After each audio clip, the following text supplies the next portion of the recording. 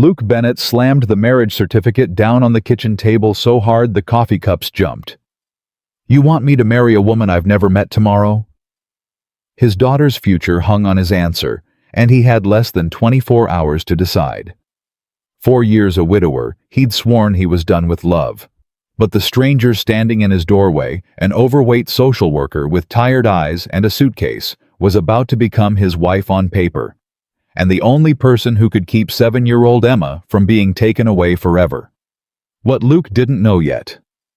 By the end of that year, he'd be begging her to stay. If you're watching, drop your city in the comments so I can see how far this story has traveled, and subscribe so you don't miss where it goes. Now let's begin. Part 1. The knock came at 6:47 in the morning, and Luke Bennett already knew it was trouble. Nobody knocked on his door at that hour. The mail didn't come till noon. His brother, when he bothered to visit, called first. So when 3 sharp raps landed against the old farmhouse door, Luke set down his coffee, wiped his hands on his jeans, and felt his stomach tighten the way it always did before something went wrong. He opened the door to a woman in a gray state-issued jacket, a badge clipped to her chest, and a folder pressed against her ribs like armor. "Mr. Bennett," she said. "Luke Bennett." "That's me." "I'm Diane Whitmore, Department of Human Services." She glanced past him into the house. "I'm here about Emma." The name landed like a fist.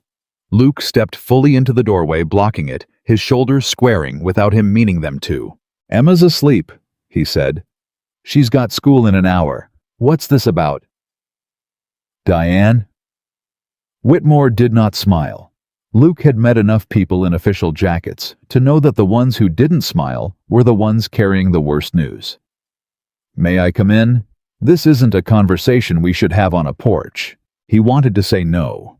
Every cell in his body wanted to shut the door and pretend the morning hadn't started. But Emma's name was already in this woman's mouth, and a man didn't get to close the door on that. He stepped aside. She sat at his kitchen table, the same table where Emma ate cereal every morning, and she opened the folder like she was opening a wound. "Mr. Bennett, I'll be direct with you. It's the kindest thing I can do." She folded her hands. "Emma is not your biological daughter." Luke didn't move. "I know that." "You know, she's my wife's girl, from before we met." His jaw worked. "I raised her since she was 2. I'm the only father she's ever had. My wife Sarah, she passed 4 years ago. Emma's mine. That's not a question." Diane's face softened just slightly, and somehow that was worse than if she'd stayed cold. "That's the problem, Mr. Bennett. Legally, it is a question." She slid a paper across the table. "When Sarah passed, guardianship transferred to you informally. You've been raising Emma without ever completing a formal adoption. In the eyes of the state, you're a step-parent whose legal connection died with your wife." "That's insane. I've raised her for 5 years. I sign her school forms. I take her to the doctor. And nobody questioned it because nobody had reason to." Diane took a breath. "Until now." Luke leaned forward. "Until what?" "Emma's biological father." Diane let the words sit there. "His name is Wade Crawford. He's been in prison for the last 6 years, check fraud, a series of charges. He was released 2 months ago. And the first thing he did, Mr. Bennett, was file a petition for custody of his daughter." The kitchen went silent. Somewhere down the hall, the old heater ticked. Luke heard his own heartbeat in his ears. "He abandoned her," Luke said, and his voice had gone low and dangerous. "He was never in her life. Sarah left him because I know the history. I've read the file." Diane's voice stayed level. "But history doesn't win custody cases. Legal standing does. And right now, Mr. Bennett in a courtroom, a biological father, with a job, an apartment, and a fresh start, is going to look better on paper than a single man with no legal claim at all." No legal claim. Luke laughed, but there was no humor in it. "I'm her father. I believe you." And she seemed to mean it. But a judge needs more than belief. A judge needs stability. A judge needs to see a home, a 2-parent household, a family unit that looks She searched for the word complete. Right now, Wade Crawford can offer that. He's engaged to be married. He's going to walk into that courtroom and tell them he's building a family for Emma. And you're going to walk in alone. Luke stood up so fast, the chair scraped against the floor. Then I'll fight it. I'll get a lawyer. You should, but I need you to understand what you're up against. Diane closed the folder. The hearing is in 11 months. That's the timeline the court set. In those 11 months, you need to demonstrate that this home is the best place for Emma. And I'll be honest with you off the record because I've watched too many good men lose these fights. She stood too, gathering her things. A single father, no matter how loving, is at a disadvantage. The court sees risk. The court sees a man who could work long hours, who has no backup, no partner, no one to catch the child if he falls. So what am I supposed to do? His voice cracked, and he hated it. Marry a stranger. Diane Whitmore paused at the door. She looked at him for a long moment, and something passed behind her eyes. Not pity exactly. Something more useful. I didn't say that, she said. But I've seen stranger things save a family. And then she was gone. The rest of that day, Luke moved through the house like a ghost of himself. He got Emma up. He made her toast. He listened to her chatter about a girl at school named Bethany who had a hamster that escaped, and he nodded in all the right places, and inside his chest something was screaming. He watched her put on her little sneakers by the door. He watched her wave at him from the bus window, and he thought, someone wants to take you away from me, and there is nothing about me on paper that says I'm allowed to stop them. He called a lawyer that afternoon, a man named Hollis recommended by a guy at the lumberyard. Hollis listened to the whole story and then was quiet for so long that Luke thought the call had dropped. Mr. Bennett, Hollis finally said, I'll take your case, but I'm going to be straight with you because you're paying me to be straight. As things stand today, you lose. Why? Because family court runs on optics, and the optics are against you. A convicted felon can clean up, get a haircut, get a fiancé, get an apartment with a spare bedroom painted pink, and walk into court looking like a redemption story. Judges love redemption stories. Meanwhile, you, a widower alone working with your hands, you look like a man barely holding on, even if you're not, even if you're the finest father in Oregon. Hollis exhaled. The court doesn't reward love, Mr. Bennett. It rewards structure. It rewards the appearance of a stable, complete household. And a complete household to a family court judge in this county has 2 parents in it. Luke pressed his palm against his forehead. You're telling me the same thing that caseworker told me. Then the caseworker's honest. Look, is there anyone? A partner, a fiancé, a woman in your life the court could see as a co-parent? No. The word came out flat. There's been no one since Sarah. Another long silence. Then think hard about the next 11 months, Hollis said, because right now you're bringing your bare hands to a gunfight. The woman's name was Grace Sullivan, and Luke would not have found her if his sister-in-law hadn't called. Sarah's sister Ruth lived 3 states away and hadn't spoken to Luke much since the funeral grief has a way of scattering people who should stay close. But Ruth heard through the family grapevine that Wade Crawford was out and coming for Emma, and Ruth, God bless her, was furious. I've got someone you need to talk to, Ruth said over the phone that night, her voice tight. Her name's Grace. She's a social worker, worked in the system for years, knows exactly how these custody fights go. And Luke... Ruth hesitated. She's got her own reasons to help, her own history. I'll let her tell you if she wants to, but she's good people, the best I know. Will you at least talk to her? Luke stared at the ceiling of his empty bedroom. What am I talking to her about, Ruth? About keeping Emma, Ruth said. That's all. Just talk. Grace Sullivan drove 11 hours to a farmhouse she'd never seen to meet a man she'd never met about a child she'd never held.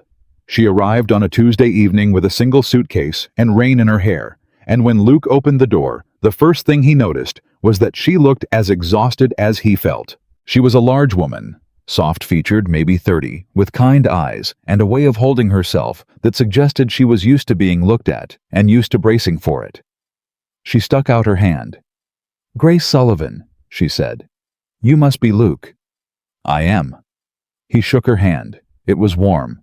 "You drove all this way. You didn't have to do that. Ruth asked me to." Grace glanced past him the same way the caseworker had, but where the caseworker had been searching for problems, Grace seemed to be searching for the child. "Is Emma here?" "Asleep? She goes down at 8. "Good," Grace nodded. "Then we can talk plainly." 10. They sat in the same kitchen where the whole nightmare had started that morning. Luke made coffee because his hands needed something to do. Grace wrapped both hands around the mug and got straight to it. "Ruth told you I work in the system," she said. 15 years. Child Protective Services, then family reunification, then custody advocacy. I've sat in more of these hearings than I can count. And I want to tell you the truth about what you're facing because I don't think anyone's told you the whole of it." "They've told me I lose," Luke said. "That part's landed." "You lose as you are now." Grace leaned forward. "But that's not the same as losing. Here's what nobody explains. Family court isn't looking for the best parent. It's looking for the safest bet.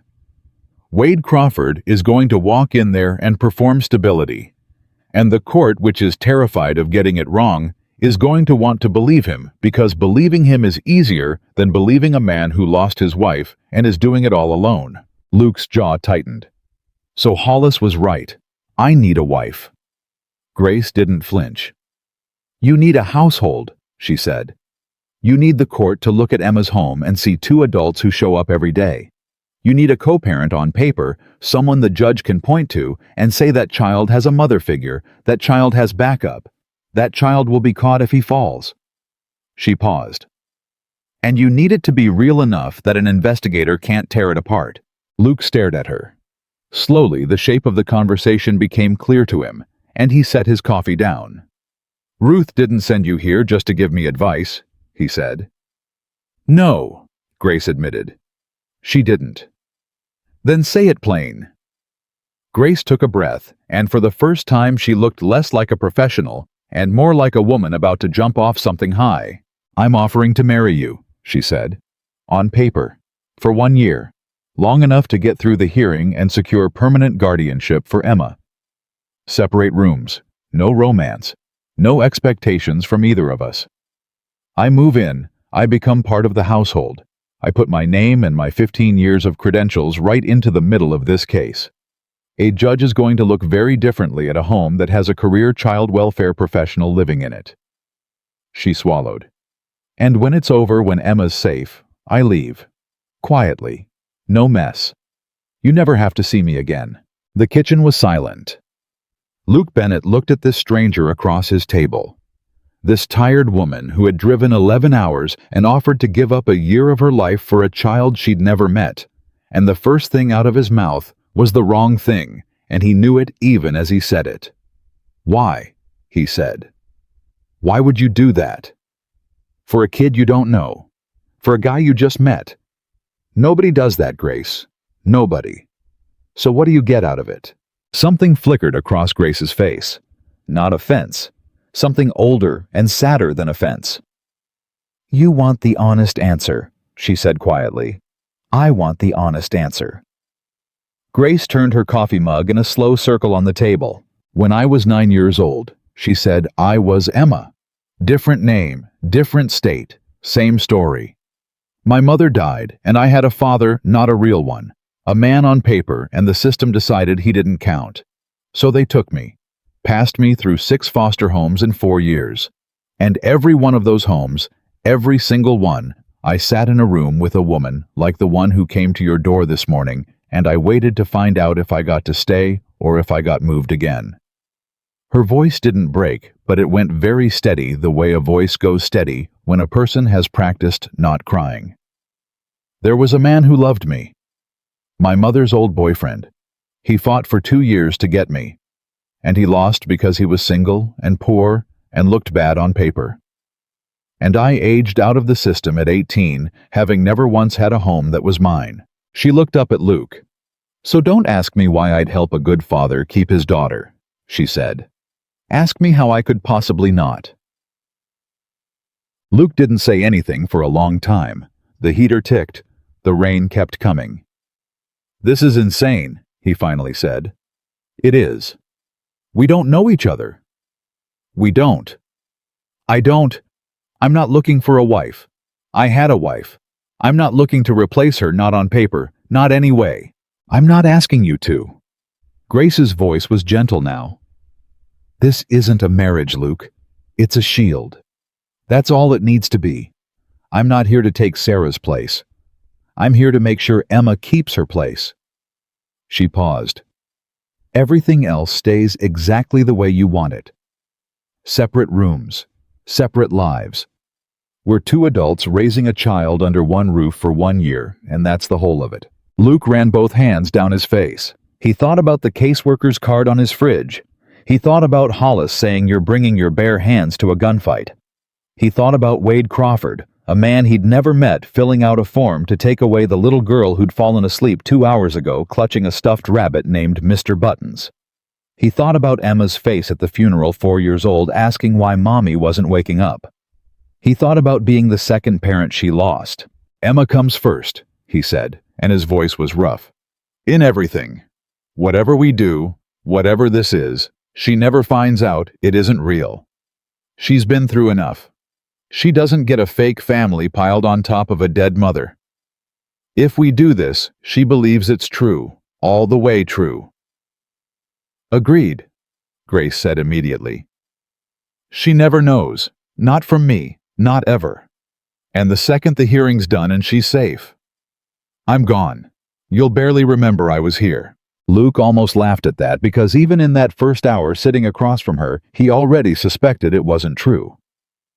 There was something about the way Grace Sullivan filled a room not with noise, but with a kind of steadiness, like the house had been holding its breath for 4 years and had just now finally exhaled. But he didn't say that. He wasn't ready to know it yet. Instead, he stuck out his hand across the table the same way she had at the door. 1 year, he said. Grace looked at his hand. Then she took it. 1 year, she said. They were married 11 days later at the county courthouse on a gray Thursday morning with 2 clerks as witnesses, and Emma standing between them in her best dress, beaming, holding a bouquet of grocery store daisies she had picked out herself. Emma didn't know it was an arrangement.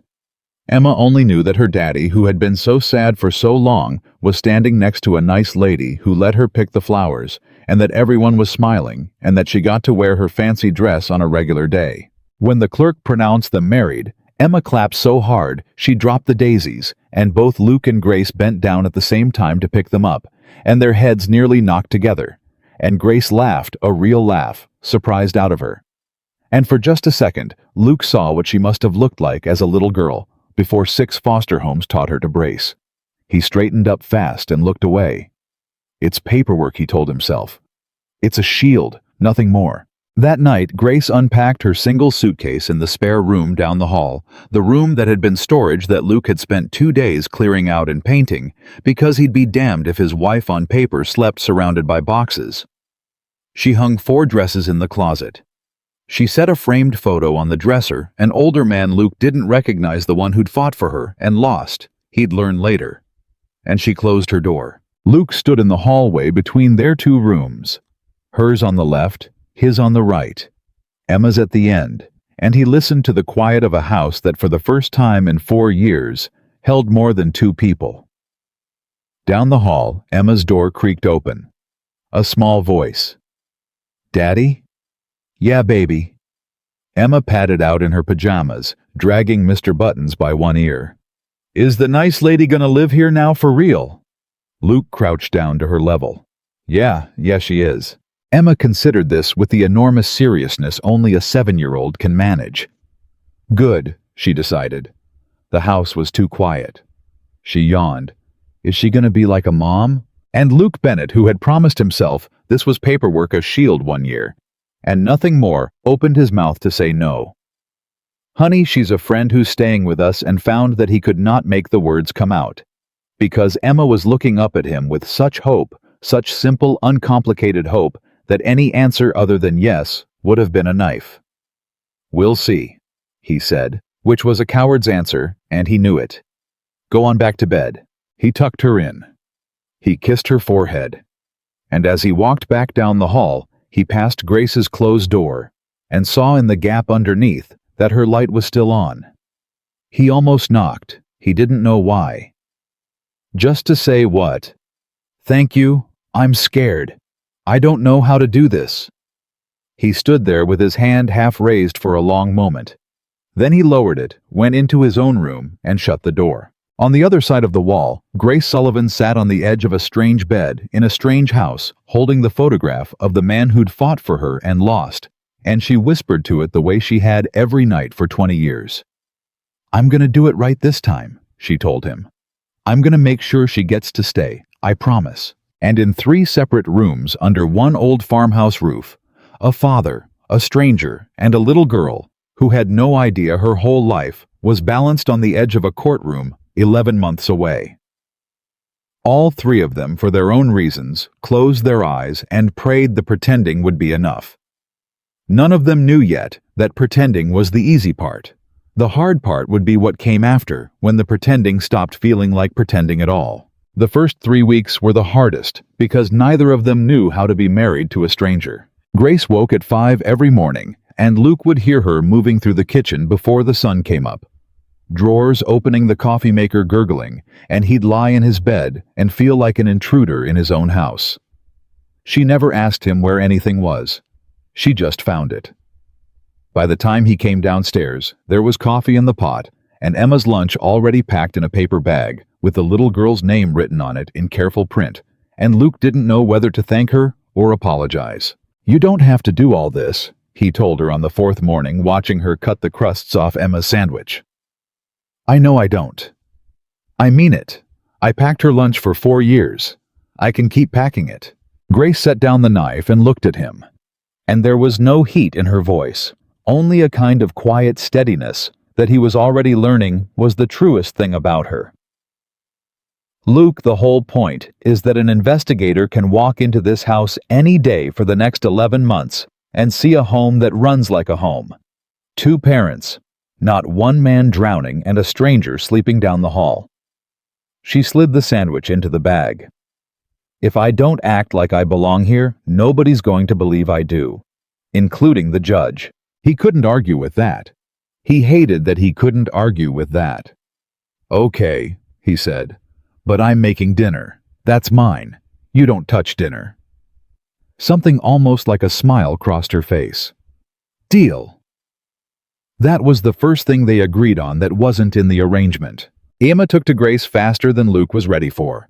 By the end of the first week, the little girl had appointed herself Grace's shadow, following her from room to room, narrating her entire life, and Grace listened to all of it, every word, with a patience that made Luke's chest ache in a way he couldn't name. He'd catch them at the kitchen table doing homework.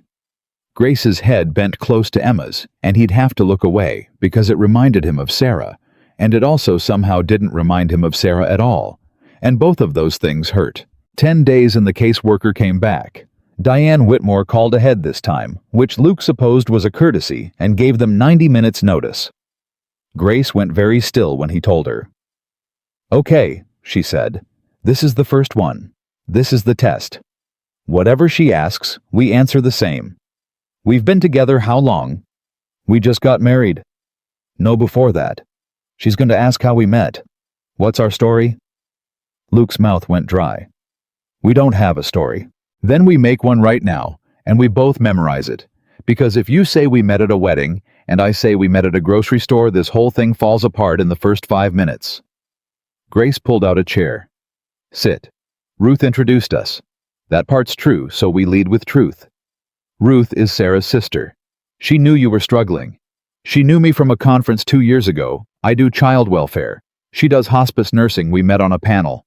She thought we'd get along. We started talking on the phone last fall. Long distance. It got serious fast because you're a widower with a daughter, and I'm a woman who's spent her life around kids, and neither one of us had time to waste." She looked at him. "Can you say all that and mean it?" "I can say it." "That is not what I asked." Luke held her gaze. "I can make her believe it," he said.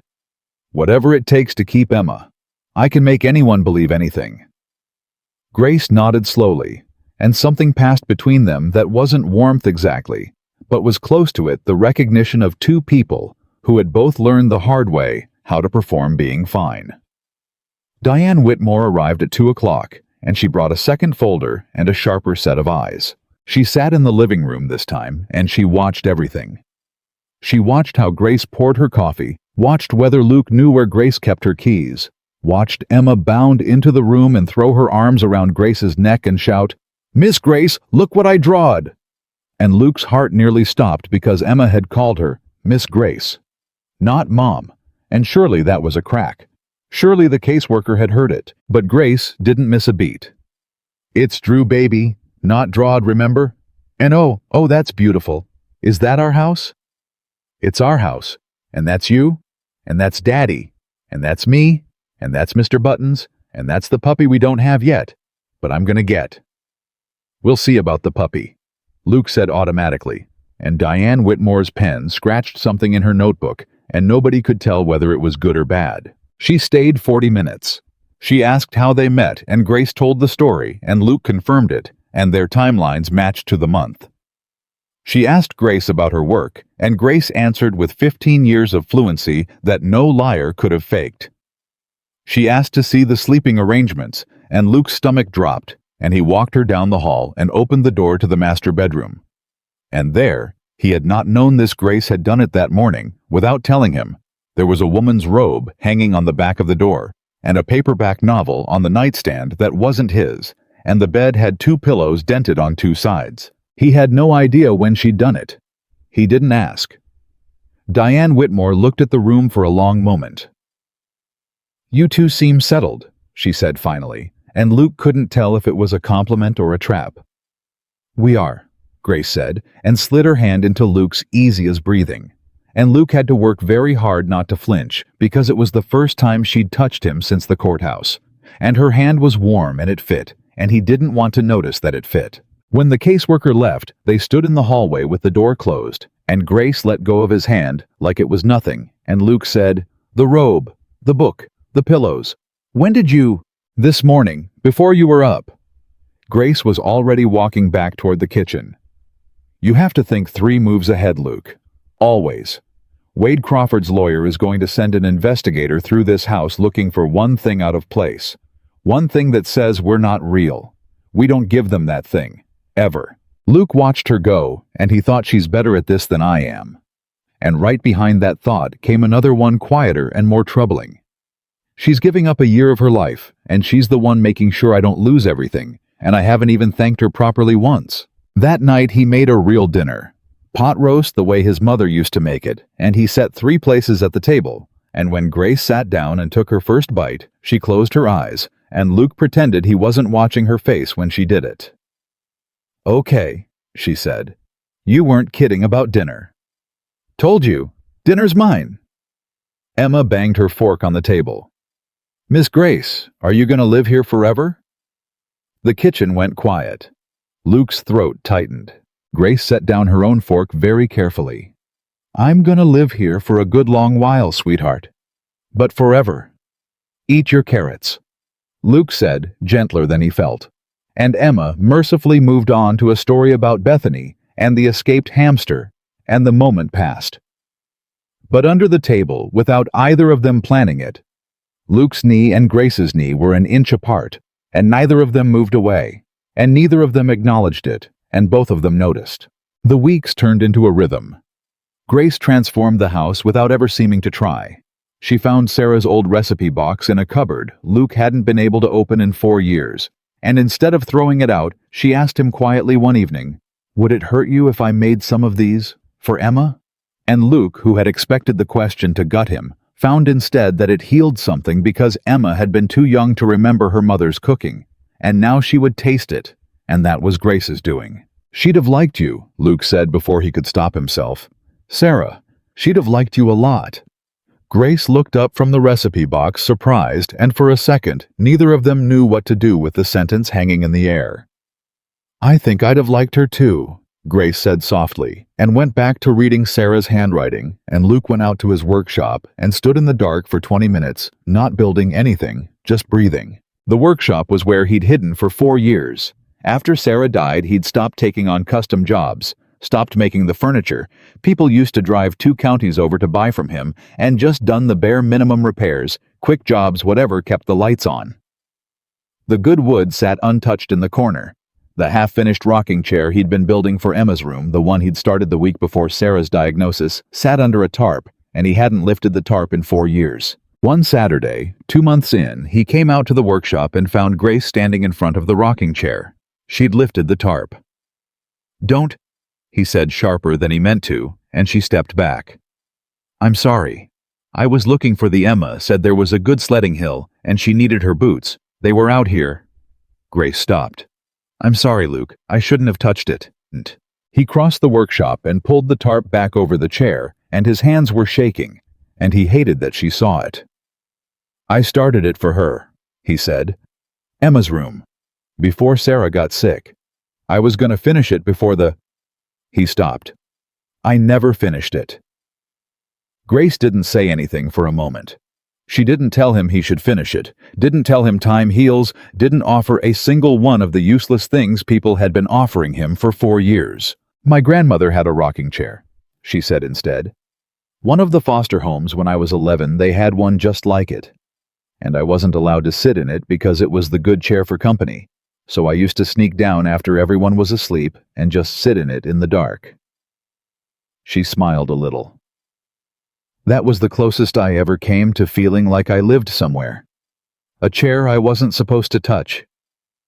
Luke stared at her.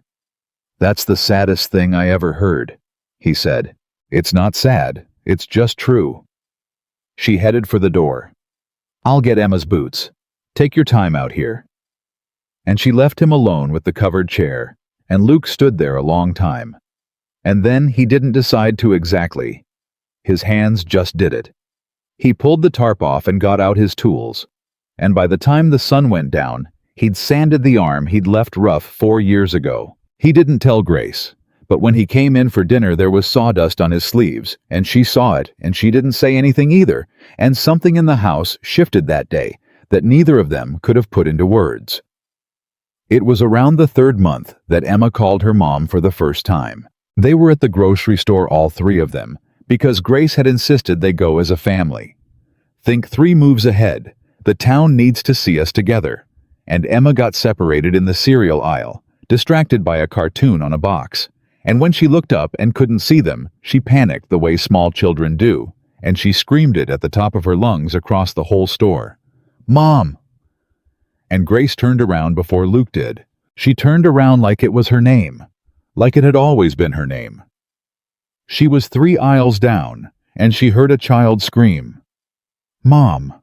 And every instinct in her body turned toward it, and she was already moving, already halfway to Emma, before she caught herself, before she remembered that she wasn't, that it was pretend that she had no right. But Emma was already running to her, throwing herself against Grace's legs, and Grace scooped her up automatically, and Emma buried her face in Grace's neck and said, "I couldn't find you, I couldn't find you." And Grace held her and said, "I've got you, baby, I've got you, I'm right here," and over. Emma's shoulder, her eyes met Luke's, and Grace's face was doing something complicated and terrible, half joy and half grief, because she wanted this so much, and it wasn't hers. Luke walked over and put his hand on Emma's back and said, "See, we didn't go anywhere.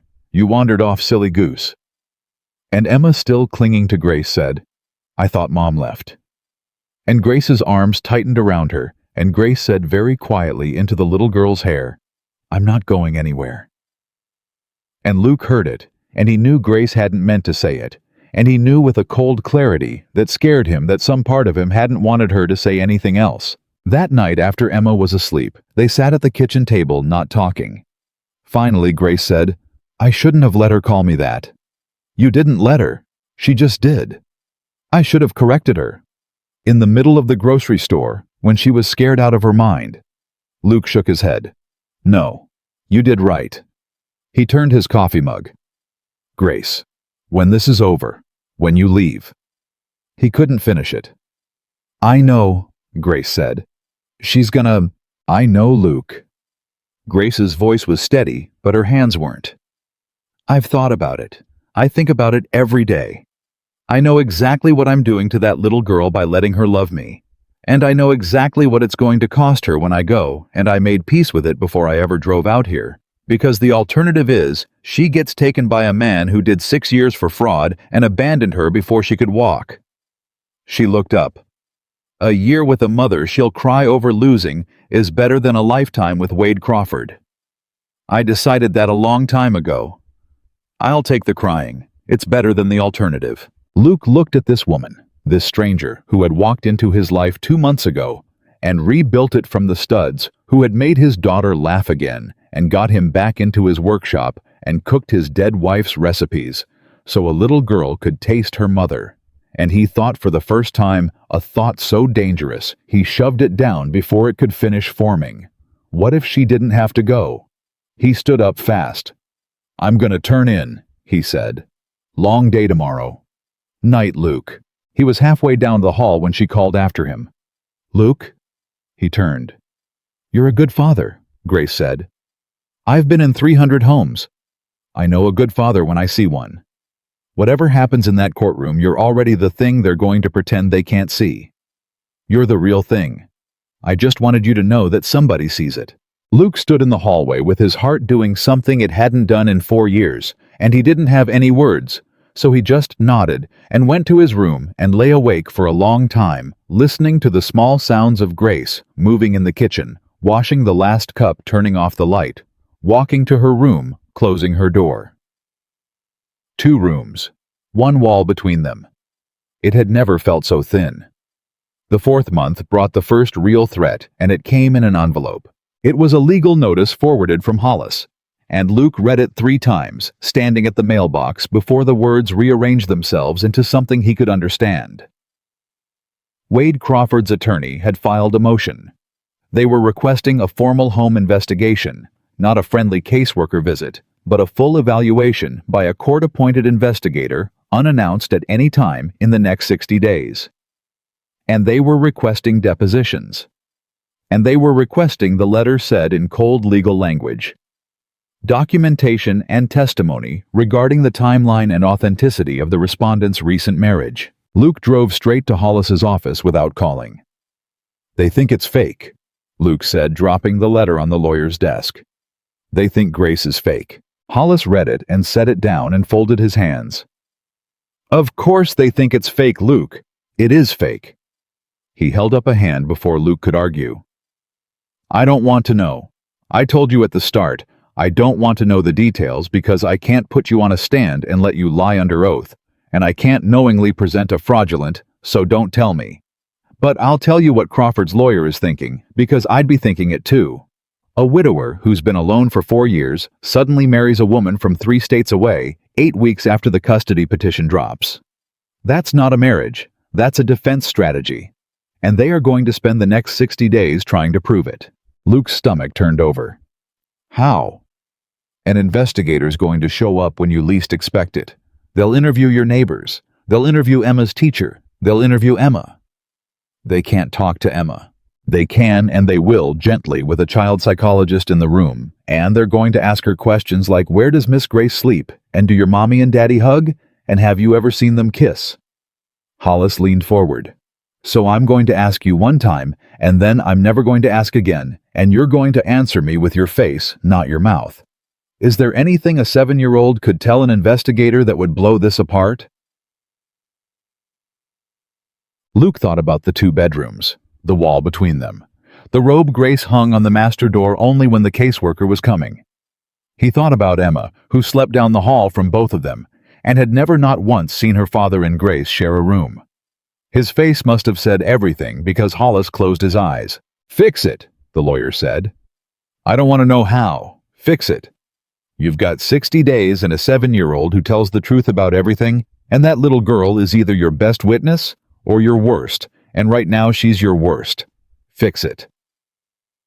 Luke drove home in a fog. He found Grace in the backyard, hanging laundry, Emma running circles around the clothesline, and for a second, he just watched them, the picture of a family, and he thought about how it was going to be torn apart by a 7-year-old's honest answer to a stranger's simple question. He waited until Emma was in bed. Then he told Grace everything. Grace listened without interrupting, and when he finished, she was quiet for a long time. And then she said the thing he'd been dreading and hoping for in equal measure. "We have to share a room," she said. "Emma can't be able to tell them anything different from what we've told the court. She has to believe it completely, which means she has to see it. Every day. She has to see us in the same room." "Grace, I know." She pressed her fingers to her eyes. "I know what I'm asking. I know it's not. I know we said separate. I know you had a wife and that room was I know Luke. It's not that." And it wasn't. That was the terrible part. It wasn't the memory of Sarah that made his pulse jump. It was Grace. It was the thought of Grace on the other side of that bed every night, close enough to hear breathing.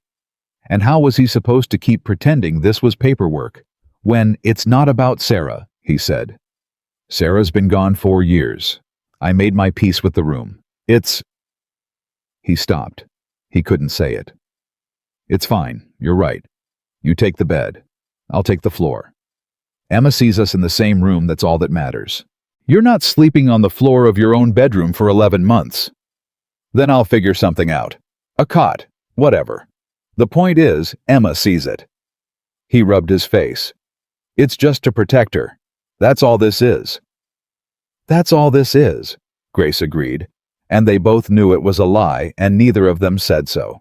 The move happened the next day quietly while Emma was at school. Grace brought her single suitcase and her 4 dresses and the framed photograph of the man who'd fought for her. And she set the photo on the left side nightstand, and Luke moved his things to make room.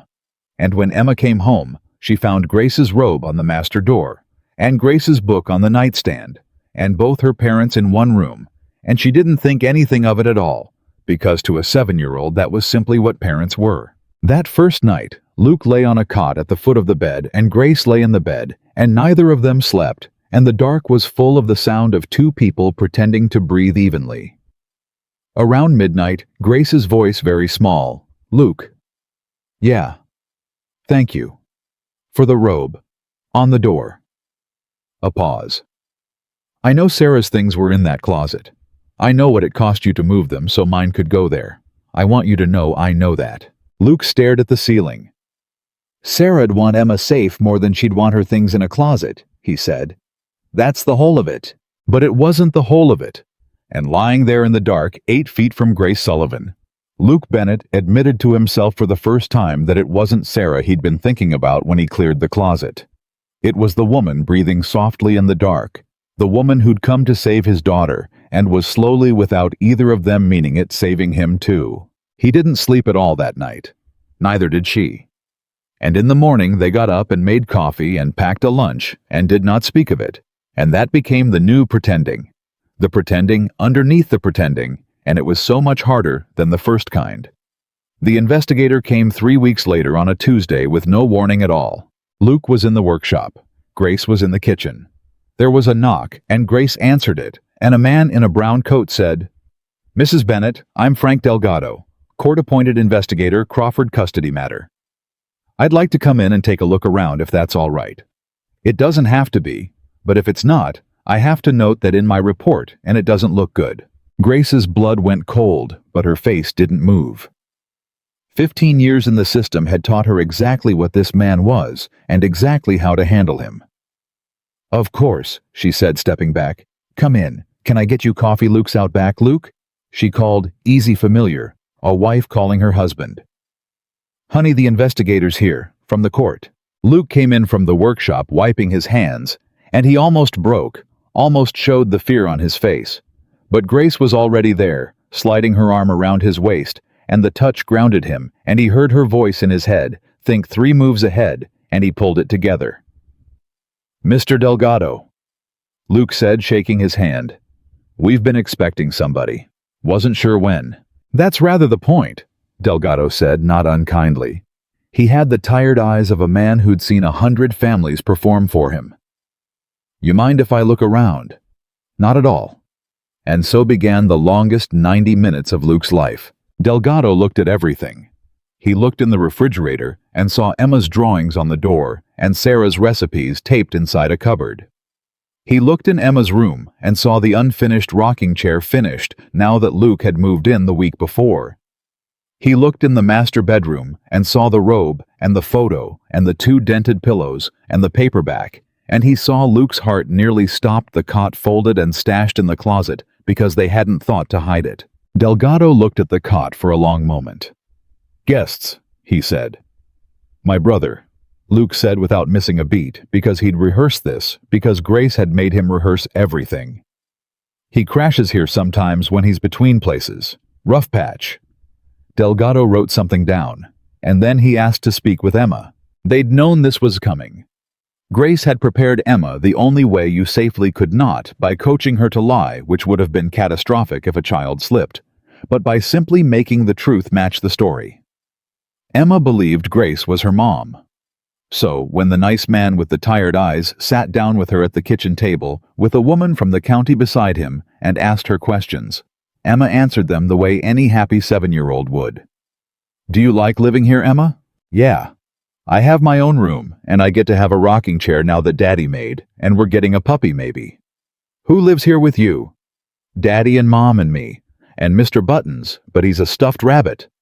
And where does your mom sleep? And Luke, listening from the next room, felt his whole body turn to ice. In the big room with Daddy, Emma said. Where the robe is. I'm not allowed to jump on the bed, but sometimes I do anyway on Sundays, and Mom lets me, but don't tell Daddy. And the investigator chuckled and wrote something down, and Luke in the next room put his hand against the wall to keep himself standing, because his daughter had just told the truth, and the truth had held, because Grace had made it true. Delgado left after 90 minutes.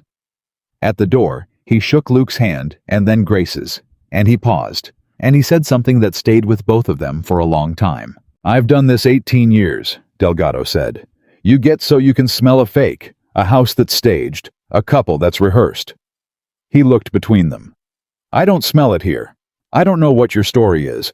Everybody's got a story, but that little girl in there is loved, and this house is a home, and whatever else the court decides, I'm putting that in my report. He nodded. Have a good evening, folks. When the door closed, Luke and Grace stood in the hallway, and neither of them moved, and then Grace's knees buckled, and Luke caught her, and they ended up half holding each other, both of them shaking, and Grace was laughing and crying at the same time. He believed it, she said. He believed it, Luke. He believed... And then she realized how close they were standing, and how his arms had come around her, and how her face was inches from his, and they both went still. For one long suspended second, neither of them stepped back. Then Emma came skidding around the corner shouting, "The man gave me a lollipop!" And they broke apart like teenagers caught by a parent, and the moment shattered, and Luke said something about needing to check on dinner, and fled to the kitchen with his heart going like a hammer. That night, lying on the cot with Grace 8 feet away in the dark, Luke said, "You okay?" "I'm okay." "You went down pretty hard when he left." "I've never had this much writing on a home visit before," Grace said quietly. "Usually I'm the one holding the folder. It's different when it's a kid you..." She stopped. "It's different when you love them." The words sat in the dark between them. "Grace," Luke said. "Don't," she said softly. "Don't say it, whatever it is. We've got 7 months to go. We can't afford to say it. Please, Luke, let's just get her through this. Let's just get Emma safe, and then we can figure out everything else. But not now. Not until she's safe. Promise me." Luke lay in the dark, and every honest thing in him wanted to get up off that cot and cross those 8 feet. "I promise," he said instead, and he kept it. For a while. The 5th month was the one that nearly broke everything, and it started with a phone call Grace took in the driveway so Luke wouldn't hear. He heard anyway. He'd come out to the workshop, and the window was open, and Grace's voice carried low and tense, and Luke wasn't trying to eavesdrop, but the name stopped him cold. I understand that, but I told you when I took this, I'm not available until... A pause. No. No, my situation hasn't changed. It's not going to change for at least another 7 months. Another pause longer. David, please. I know what I'm giving up. You don't have to remind me. I know exactly what this is costing me. Her voice cracked just slightly. There'll be other jobs. There won't be another Emma. Luke stood very still in the workshop. That night at dinner, he watched Grace laugh at one of Emma's stories, and he thought about the phone call, and after Emma went to bed, he said, "You turned down a job." Grace looked up sharply. "You were listening." "The window was open. I wasn't trying to." He set down the dish towel. "What was it?" "The job." Grace was quiet for a moment. Then, "A position I applied for over a year ago. Director of a family services program in Seattle. It's the job I've wanted my whole career. The kind of job that comes around maybe once. They offered it to me 2 weeks ago." She turned her wedding ring, the cheap band from the courthouse, around her finger. "It starts next month. They needed an answer. I gave it to them today." Luke's chest went tight.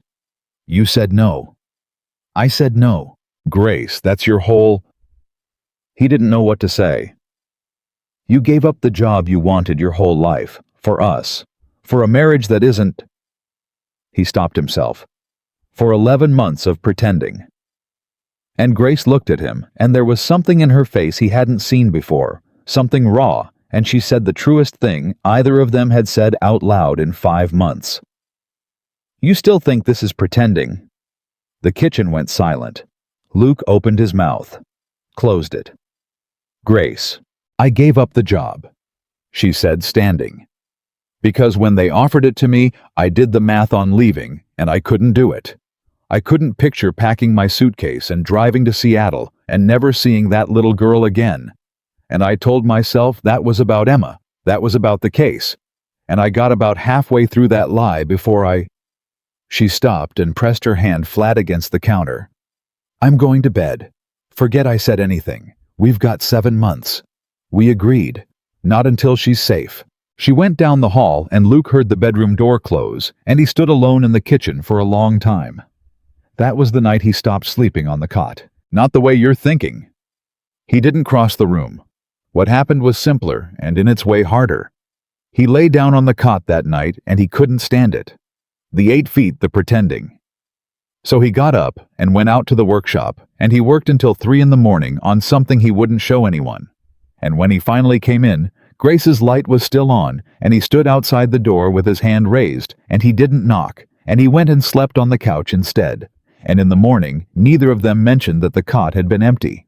The following week, Wade Crawford showed up at Emma's school. The first Luke knew of it was a call from the principal, her voice tight with the particular alarm of an administrator who has just done something she isn't sure was right. "Mr. Bennett, a man came to the school today. He said he was Emma's father. He had a court document, so I couldn't stop him from being on the property, but I didn't let him near her. I want you to know that. But he was in the parking lot at pickup. He watched her come out. He didn't approach. He just watched. And then he left." Luke's whole body went cold, then hot. "What did he look like?" Luke heard himself say. "Tall, dark hair, a gray truck. Mr. Bennett, before he left, he told the front office to give you a message. He said..." The principal hesitated. "He said to tell you, quote, she looks just like her mother. And then he said, nice try with the wife." Luke's hand tightened on the phone until his knuckles went white. He didn't tell Grace right away. He picked Emma up. Himself held her a little too long in the parking lot, checked the rearview mirror the whole way home. And it wasn't until Emma was asleep that he told Grace everything and watched her face change. "He knows," Grace said quietly. "Or he suspects. Nice try with the wife. He's telling us he knows what we did. He can't prove it. He doesn't have to prove it to make it hell." Grace sat down hard. A man who watches a 7-year-old across a parking lot to send a message, Luke, that's not a man who's going to walk into a courtroom and lose gracefully. That's a man who's going to burn the whole thing down if he can't win. She looked up. "We have to be perfect. From now until the hearing, every single day. Because he's watching, and he's looking for the one crack, and if he finds it, he won't find it. You don't know that. I know we don't give him one. Luke crouched down in front of her, and it was the first time he'd initiated the closeness, and Grace went still. Listen to me. You came here, and you saved my daughter. You gave up the job you wanted your whole life. You've done everything right for 5 months. We are not losing her to that man. Not to a man who watches a little girl across a parking lot to feel powerful. Whatever it takes, Grace. Whatever we have to do, or be, or pretend for however long we are keeping Emma. And Grace looked at him crouched in front of her so close, his eyes fierce, and she said very quietly, "You keep saying pretend." And Luke crouched there, his heart pounding, 5 months of pretending piled up behind him like a dam, said the thing he'd promised not to say. "I don't know if it's pretend anymore," he said. "That's the God's honest truth, Grace. I lie awake on that couch every night, and I don't know what's real and what's the arrangement anymore, and it scares the hell out of me because I already loved somebody once and buried her, and I don't know if I've got it in me to—" "Stop," Grace whispered. "Luke, stop. We said not until she's safe." "I know what we said. We said not until she's safe, because if we start this and it falls apart, it's not just us who breaks, it's her. She's already calling me Mom. If you and I fall into something and it doesn't hold, we don't just lose each other.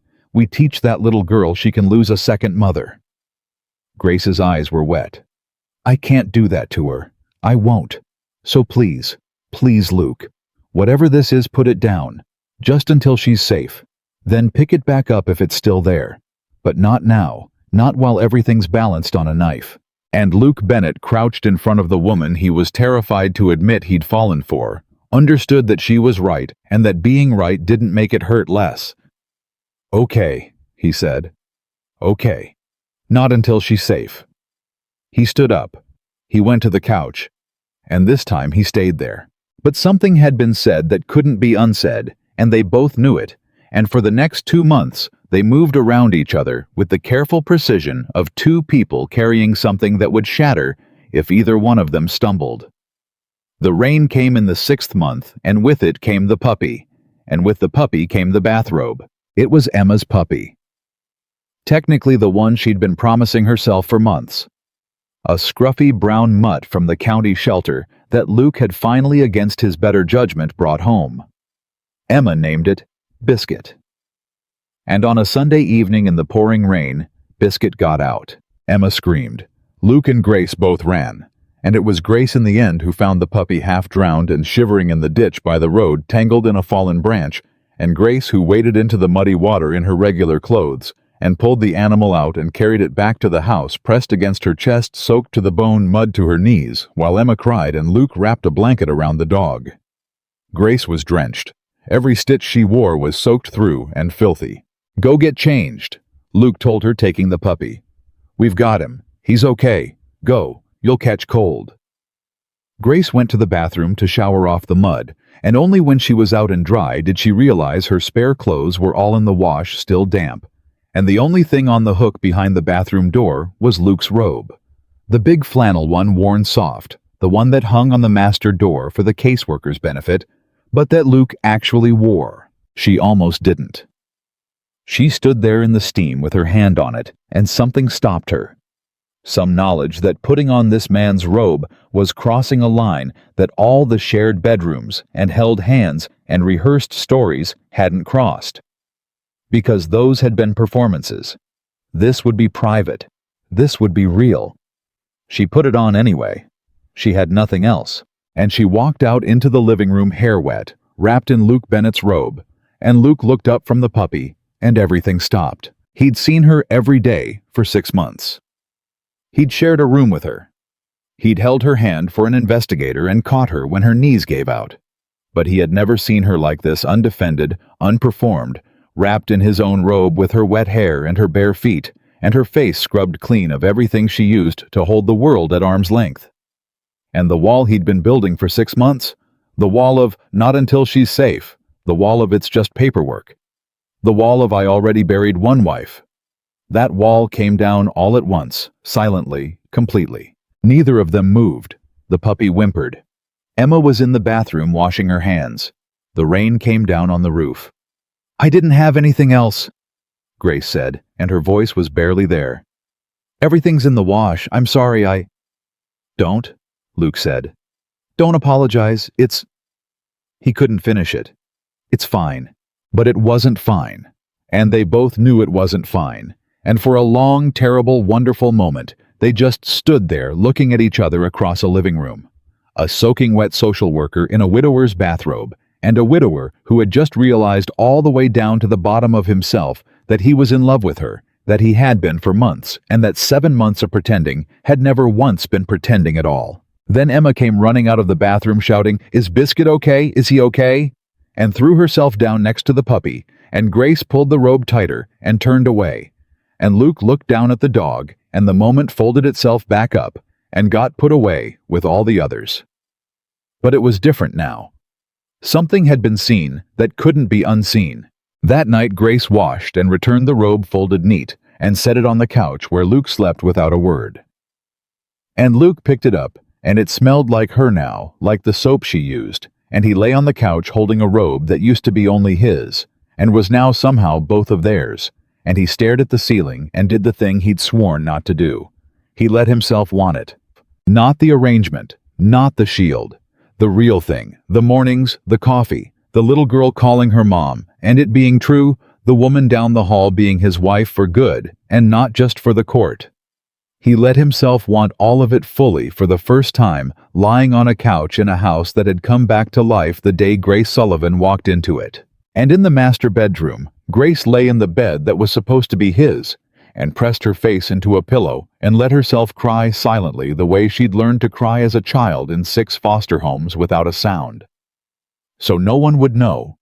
So no one could take it away, because she had done exactly the thing she'd sworn she wouldn't do.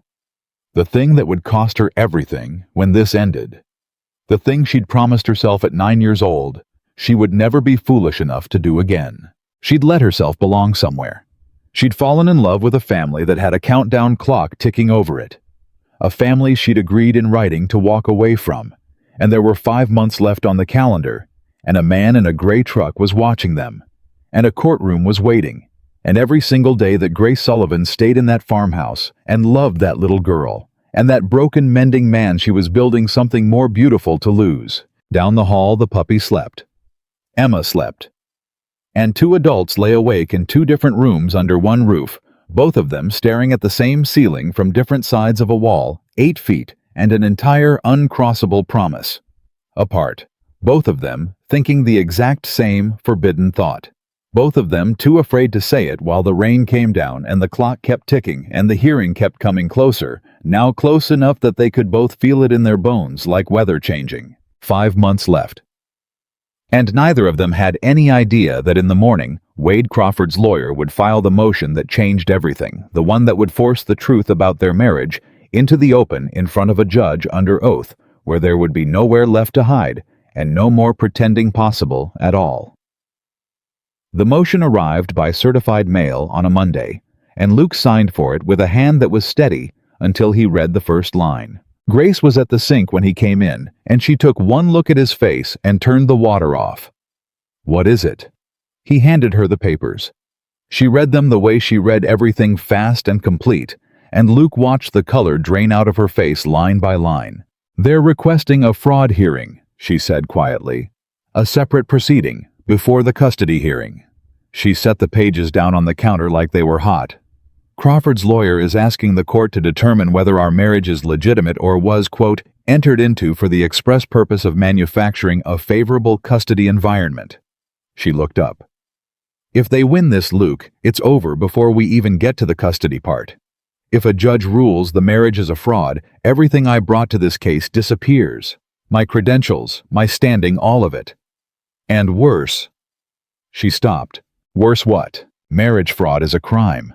Grace's voice had gone very quiet. "If they can prove we married solely to influence a court proceeding, that's not just embarrassing. That's perjury on every document we've signed. That's the kind of thing that ends careers. Mine specifically. I'd lose my license. I'd never work in child welfare again." She pressed her hand to her mouth. And you, Luke, they could argue you defrauded the court in a custody matter. That's the single worst thing a person can have on their record when a judge is deciding if they're fit to raise a child. The kitchen was silent, except for the puppy's tags jingling somewhere in the other room. So this whole thing, Luke said slowly, the thing we did to save Emma, if it comes out, it could be the thing that loses her. Grace sank into a chair. That's the trap, Luke. That's what Crawford's lawyer figured out. He doesn't have to prove he's a good father. He just has to prove we're liars. And if we lied about the marriage, even for the right reasons, even to protect a child, a judge could decide that a man who'd defraud a court can't be trusted with a little girl at all. She laughed, but there was no humor in it, only something close to despair. We built a shield, and they turned it into a sword. Luke sat down across from her. For the first time in 6 months, he didn't have a plan, didn't have a whatever it takes, didn't have anything. He just had a certified letter and a woman across the table who'd given up her whole life for his daughter and was now looking at losing her license, her career, everything, because she'd been kind enough to say yes. When's the hearing? He said. 3 weeks. Grace didn't look up. They expedited it. They want it decided before the custody trial so that if they win, we walk into the custody hearing already branded as liars. She finally raised her eyes to his. Luke, I need you to understand what 3 weeks means. It means depositions. It means they put us both under oath separately, and they ask us every question they can think of, and they compare our answers, and they look for the seam. And they're good at this. Crawford hired a firm that does nothing but tear apart cases like ours. Then we don't give them a seam. We've been careful for 6 months. We were careful for a caseworker who wanted to believe us. This is different. Grace's hands were flat on the table, and Luke could see them trembling. This is a lawyer who is paid to disbelieve us under oath with the power to subpoena bank records and phone logs. And Luke, we don't have a history. That's the problem. A real couple has years of texts, photos, a paper trail of a relationship. We have 8 weeks between the custody petition and a courthouse wedding. There's no way to make 8 weeks look like a love story. There just isn't. Luke stared at her. Then we don't make it look like a love story, he said. We make it look like the truth. The truth is the thing that sinks us. No. Luke leaned forward, and something had kindled in him, something that surprised them both. The truth is that a good man was about to lose his daughter to a felon who abandoned her, and a good woman who spent her whole childhood getting failed by that exact system, drove 11 hours to stop it from happening to somebody else. That's the truth. And it's not a crime to love a kid, Grace. It's not a crime to want to protect her. He shook his head. The lie isn't that we got married to save Emma. The lie is that it stayed just paperwork. Grace went very still. What are you saying? She said. And Luke Bennett, who had promised not to say it until Emma was safe, realized that Emma being safe now depended on him saying it, and that the universe had a cruel sense of humor. I'm saying, he said carefully, that if a judge asks me under oath whether I love my wife, I'm not going to have to perform anything, because I do, and I have for months, and the only lie I'd be telling is if I said I didn't. He held her eyes. You asked me 2 months ago to put it down until she's safe. I did. I've been sleeping on that couch chewing on it every night. But we can't get her safe by pretending we don't feel it anymore, Grace. The only way through this is if it's real. So it has to be real. Do you understand what I'm telling you? Grace's eyes filled. She looked away at the window, at the puppy, at anything but him. You can't do this to me right now, she whispered. You can't tell me that 3 weeks before a hearing that could take everything from both of us. If I let myself believe it and we lose, we're not going to lose. You don't know that. It came out of her louder than she'd intended, raw, and Emma's voice floated down the hall. Mom, are you okay? And Grace pressed both hands over her mouth and closed her eyes and got herself back under control, because she'd learned as a child that you never let them see you break. And she called back steady. I'm fine, baby. Mom just stubbed her toe. Go finish your show. They sat in silence until they heard the TV go back on. I've lost everything before. Grace said much more quietly. I know how it feels. I built a whole life around never feeling it again. I don't attach. I don't put down roots. 15 years I've walked into families and walked back out, and never once let it touch me, because I learned when I was 9 years old that the second you let yourself belong somewhere, they take it. Her voice broke finally all the way. And then I drove out here to do one kind thing for a stranger's little girl, and she called me mom in a grocery store, and you cleared your dead wife's things out of a closet so mine would fit. And now I'm sitting in a kitchen that feels more like home than any place I've lived in 30 years, and there's a certified letter on the counter that says a judge is going to take it all away. She looked at him wrecked. So don't tell me it's real, Luke, please, because real is the thing I can't survive losing. Luke got up. He came around the table, and for the first time in 6 months, he crossed the distance completely, and he took her face in his rough carpenter's hands, and he said, "Then we don't lose it." And he kissed her. It wasn't for a caseworker. It wasn't for an investigator. There was no one in the room to perform for no judge, no court, nobody but the two of them and a puppy asleep in the next room and a little girl watching cartoons down the hall. It was the first honest thing either of them had done in 6 months, and Grace made a small broken sound against his mouth and grabbed a fistful of his shirt, and for one moment the certified letter, and the hearing, and Wade Crawford, and every terrible thing coming for them simply ceased to exist. Then Grace pulled back, breathing hard, her hand still fisted in his shirt. "If we do this," she said, "and it comes out in that courtroom that it's real, that we actually fell in love, that's better for us. A real marriage isn't fraud." "But Luke," her grip tightened, "it has to have started as fraud. That's the timeline. We married 8 weeks after the petition in separate rooms, and that's documented. That's the arrangement. That's what Ruth knows, and what we told the caseworker in the beginning. If they ask when it became real, and I say 6 months, then we're admitting it wasn't real when we signed the license. And a marriage that wasn't real when you signed it is fraud," Luke finished, "even if it got real later. Even if it got real later." Grace let go of his shirt and stepped back, and the enormity of it settled over both of them. "That's the trap all the way closed. If we say we always loved each other, they'll prove we didn't. Ruth knows the truth. The caseworker's notes say separate rooms. There's a paper trail of an arrangement. And if we admit it started as an arrangement and only got real later, they've got their fraud because the marriage was false the day we signed it." She pressed her fingers to her temples. "There's no version of the truth that saves us. That's why Crawford's lawyer filed it. He didn't find a lie. He found the truth, and the truth is the trap." And that was the moment 3 weeks before the hearing, standing in a kitchen with the taste of a first real kiss still on both their mouths, that Luke and Grace understood they were beaten. Or would have been, if Ruth hadn't called that night.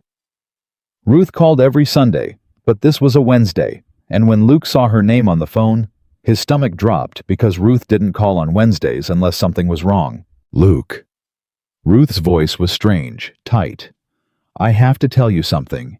And I need you to sit down, and I need you to not hate me." Luke sat down. "What?" "The lawyer, Crawford's lawyer. They contacted me." Ruth's voice was shaking. "They deposed me, Luke, as Sarah's sister. They wanted to know how you and Grace met, and I told them the truth, that I introduced you because I thought the truth was safe. I didn't understand what they were doing until it was too late. And Luke..." She stopped. "Ruth, what did you tell them?" "They asked me if I knew the marriage was arranged," Ruth whispered. "And I panicked, and I said no, and now I've lied under oath. Luke, I've committed perjury, and if they find out I lied to protect you, they can come after me too, and I have my own kids. I can't." She was crying now. "I don't know what to do. I thought I was helping, and I made it worse. I made it so much worse." Luke closed his eyes. Grace was watching his face, reading the disaster in it. "Ruth," Luke said, keeping his voice level for her sake, "listen to me. You didn't make it worse. You told them we're a real family, which is true. You didn't lie. You told the truth as you see it." "Okay, now I need you to tell me one thing. Did they say anything at all about Wade, about their own case?" There was a pause, a sniffle. And then Ruth said the thing that changed everything. They asked me if Sarah ever told me why she left him, Ruth said. Wade. They asked if Sarah ever talked about the marriage. And Luke, I think they were scared of something. The way the lawyer asked it. Like he was checking if I knew something. Like there was something about Wade they didn't want coming out. She blew her nose. I don't know why, but he changed the subject fast when I said Sarah never talked about it much. After Luke hung up, he sat very still. Grace, he said slowly. When you worked in the system, you said you did family reunification, custody advocacy. You've got access to records other people don't. I had access. I'm not on a case anymore, I can't just pull, but you know people. You know how it works. Luke turned to face her. Wade Crawford did 6 years for check fraud. That's what the caseworker told me. That's what's in the petition. A financial crime.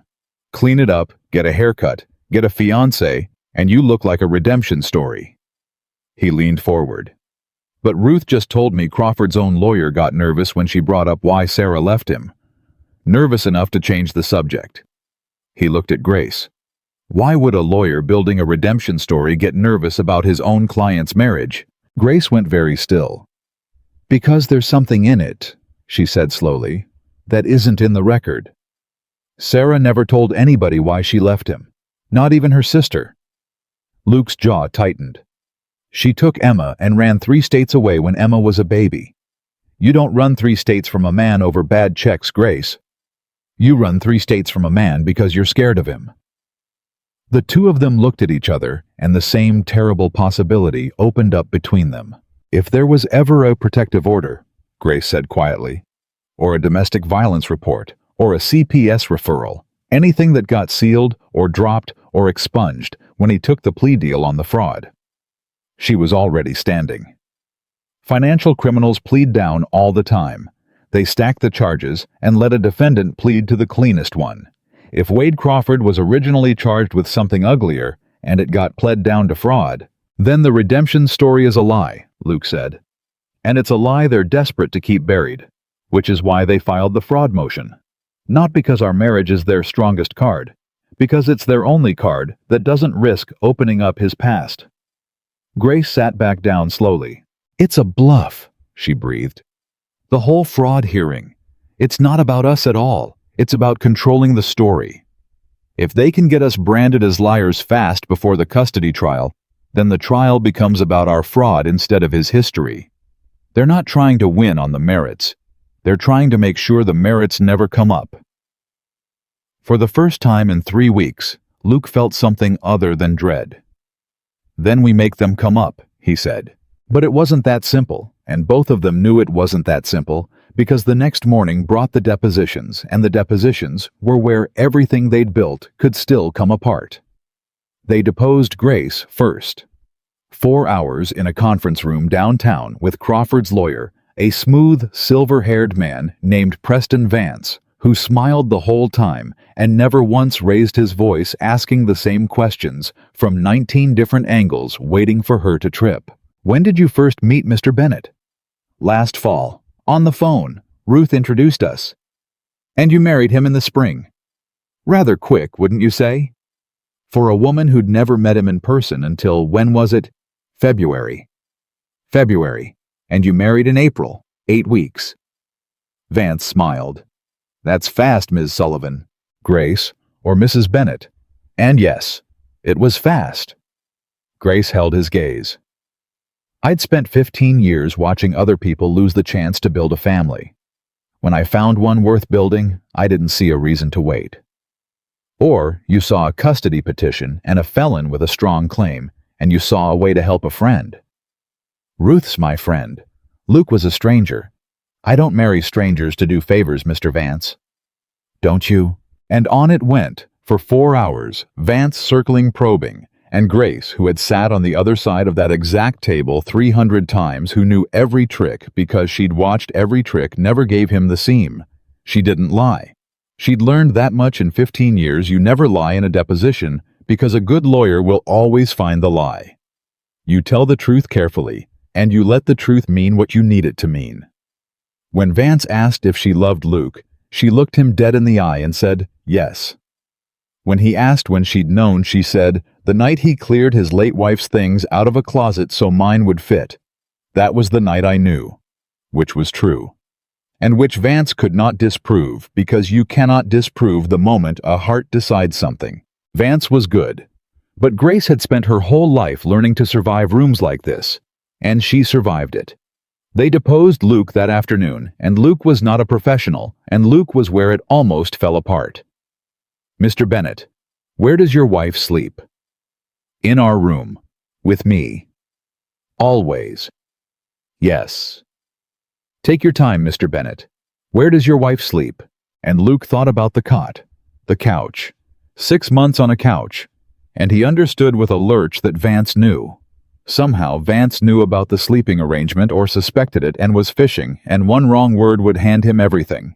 There was a stretch, Luke said carefully.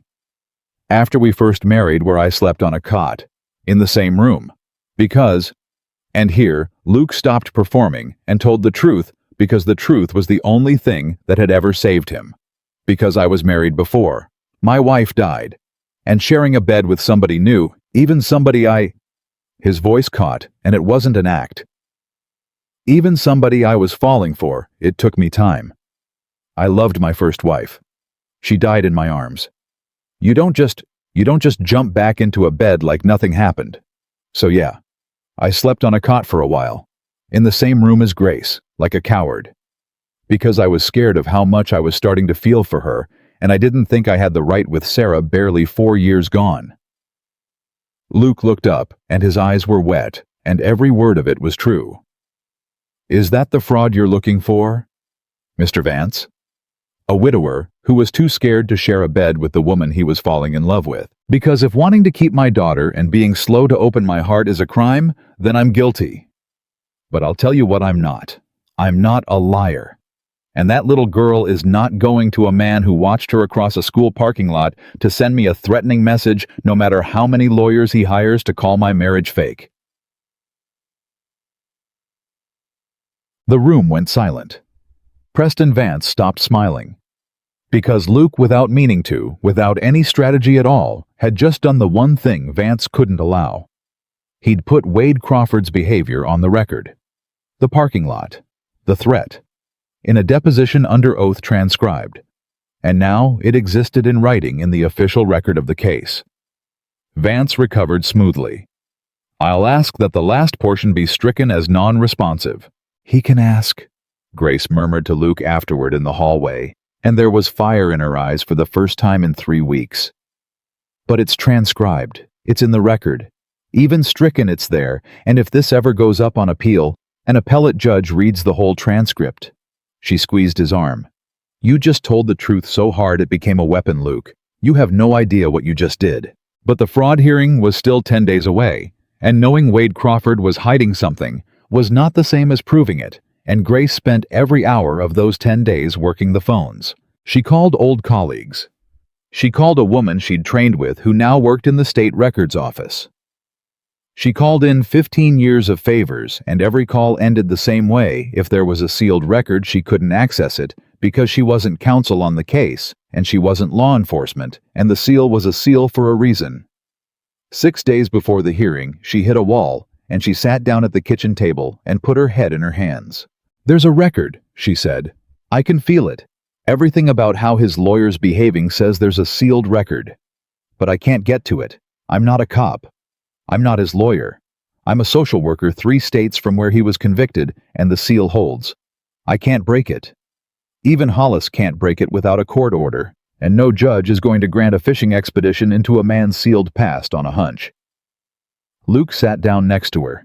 Then we don't need the record, he said slowly. We need somebody who was there. Grace looked up. Sarah ran, Luke said. 3 states with a baby. People don't do that alone. Somebody helped her. Somebody knew why she was running. He met Grace's eyes. Ruth said Sarah never told her why, but Sarah told somebody. Nobody carries that alone. And whoever she told would know what Wade Crawford really is. Grace was already reaching for her phone. Who was Sarah closest to? Not family, a friend. Somebody she'd have trusted with the real reason.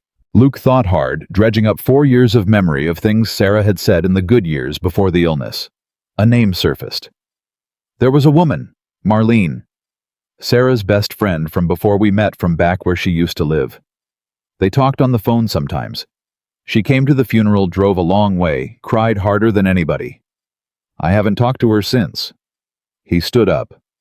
I've got her number in an old address book. Sarah kept everything. It took 2 hours to find the address book, and 1 phone call to change the entire case. Marlene remembered Luke. Marlene had loved Sarah. And when Luke explained carefully that Wade Crawford was out of prison and trying to take Emma there, was a silence on the line so long and so heavy that Luke knew before she said a single word that he'd been right. He's trying to take the baby, Marlene said, and her voice had gone flat and cold. That son of a she made me promise. Sarah made me promise if anything ever happened to her, that man would never get near that child. She made me promise Luke. Marlene. Luke's heart was pounding. Why did she run? Why did Sarah leave him? Nobody knows. Not even her sister. Because he tried to kill her, Marlene said. That's why. The kitchen went absolutely silent. Grace had gone still as stone. There was a night, Marlene said, and her voice was shaking now, when Emma was maybe 8 months old. Wade came home drunk and something set him off. And Sarah called me from a gas station at 2 in the morning. Luke with the baby in the car, and I could barely understand her. He'd put his hands around her throat, in front of the baby. She got away because a neighbor heard and called the police, and when the cops came, he'd already run. And Sarah, she was so scared and so ashamed the way they always are, and she almost didn't press charges. But there was a report. There was a police report that night and photographs, and she got a protective order, and then... Marlene stopped. And then what? Luke whispered. And then his lawyer got to her. Made a deal. If Sarah would agree not to testify on the assault, they'd let him plead to the financial stuff. There was already a fraud case building against him for something else, and he'd take the prison time on that, and he'd sign away his parental rights permanently, and stay away from Sarah and the baby forever. And Sarah took it. Because she just wanted him gone, and she just wanted it over, and she didn't want to sit in a courtroom and relive the worst night of her life. So the assault got dropped, and the protective order got, I don't know, folded into the plea, sealed, whatever they do. And he did his time on the fraud. And everyone forgot the rest. Marlene's voice broke. But I didn't forget. And there's paper, Luke. Somewhere there's a police report from that night, and there's a protective order, and there's a document where that man signed away his rights to Emma with his own hand. It's sealed, but it's real. I gave a statement myself back then to Sarah's lawyer. I'm a witness. I was on the phone with her while it was happening. Luke sat down slowly because his legs had stopped working. You'd say that, he said. In court, under oath. You'd tell a judge all of that. Luke, Marlene said, I have been waiting 6 years for somebody to ask. When Luke hung up, he and Grace sat in the kitchen, and neither of them spoke for a full minute. He signed away his rights, Grace finally said very quietly. Permanently. As part of the plea. That's Luke if that document exists, if Marlene can testify to the assault, and there's a paper trail to a voluntary termination of parental rights, then Crawford's entire petition is fruit of a poisoned tree. You can't petition for custody of a child whose parental rights you legally, voluntarily, permanently surrendered. She pressed her hand to her mouth. That's why they filed the fraud motion. That's why. It was never about us. They knew if the case went to a full custody trial, the discovery process might turn over the rock his past is hiding under. So they tried to end it early on our fraud before anyone went looking at his. So we don't defend the fraud hearing? Luke said, slowly understanding. We attack. We bring Marlene. We bring the sealed record into the light. We can't unseal it ourselves, but we don't have to. Grace's mind was racing now, 15 years of system knowledge firing on every cylinder.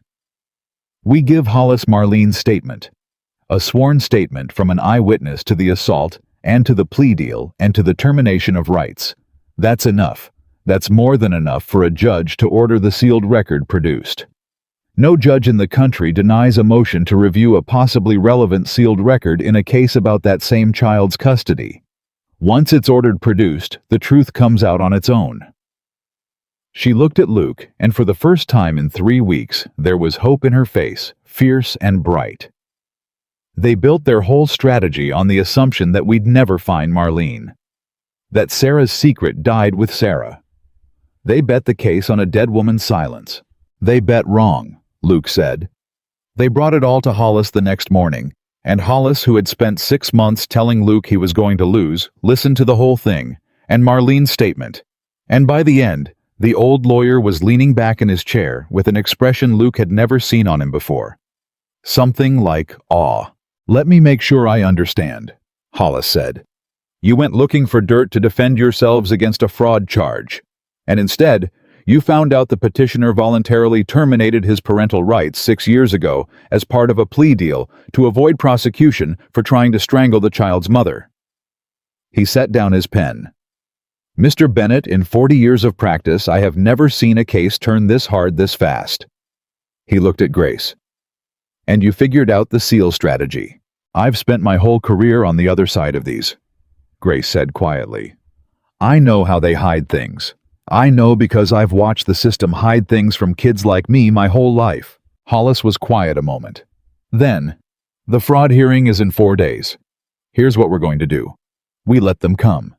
We let Vance stand up and make his whole case that your marriage is a sham. We let him talk.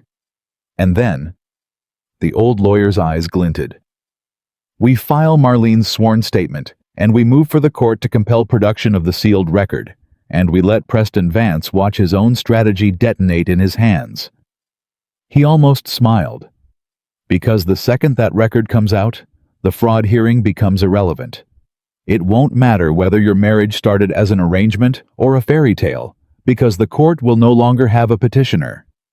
You can't defraud a court to influence a custody case when the other side has no legal right to custody in the first place. Grace reached over and took Luke's hand, and this time there was nothing performed about it, nobody to fool, just two people holding on. "There's one more thing," Hollis said, and his voice softened. "The two of you should understand something. When that sealed record comes out and Marlene testifies, this stops being close. You're going to win. Emma stays. Permanently." He looked between them. "Which means the arrangement, the 1-year deal I was never supposed to know about, but that I've known about since the first afternoon you walked in here, it's about to be over. Sooner than you planned. In 4 days, the reason for it ends." He picked his pen back up, giving them a small mercy of not looking at them. "I'd think hard if I were you two about what you want to be true on the other side of that courtroom. Because in 4 days, you're free to walk away from each other with the child safe and the deal complete. Or you're free to stay. But you won't have the case forcing your hand anymore. Whatever's between you after Thursday, it'll have to be real or it'll have to be over. There won't be any more pretending to hide behind." They drove home in silence. Halfway there at a red light, Grace said without looking at him, "He's right. In 4 days there's no more case. No more reason to share a room, no more reason for any of it. I know. I could take the Seattle job. It might still be open. I could be gone by the end of the month and Emma would be safe, and you'd have your house back and your life back and Grace. And it would be the cleanest thing. The smartest thing, because attachment is the thing that destroys you. I've known that since I was 9, and I let myself forget it. I let myself..." "Grace." Luke reached over and took her hand off her lap and held it. "Look at me." She wouldn't. The light turned green. He didn't move the truck. Somebody honked behind them, and he didn't care. "Look at me," he said again, gentler. She looked at him. "I kissed you in that kitchen because it was real," Luke said. "Not for a caseworker, not for a judge. It was the realest thing I've done since I buried my wife. And I'm not going to sit here and let you talk yourself into running to Seattle because you're scared, because I know scared. I've been scared for 4 years. I've been hiding in a workshop from my own life for 4 years. And then you walked into it and turned the lights back on." He tightened his grip on her hand. So here's what I want to be true on the other side of Thursday. I want you to stay. Not for Emma. Not for the case. For me. Because I love you. Grace Sullivan and I have for months, and I am done pretending I don't. Grace started to cry. Not the silent, hidden crying she'd learned as a foster child. Real crying, the kind that shakes you, the kind you do in front of somebody, because you finally trust them enough to be seen. You can't promise it'll hold, she said through the tears. Nobody can promise that. Everybody I've ever belonged to, I lost. No, Luke said. I can't promise it'll hold. Nobody gets that promise. Sarah couldn't promise me she wouldn't get sick. Nobody gets guarantees. He wiped a tear off her cheek with his thumb. But I can promise you, I'll choose you every single day. That's the only promise there is. Not that nothing bad will happen.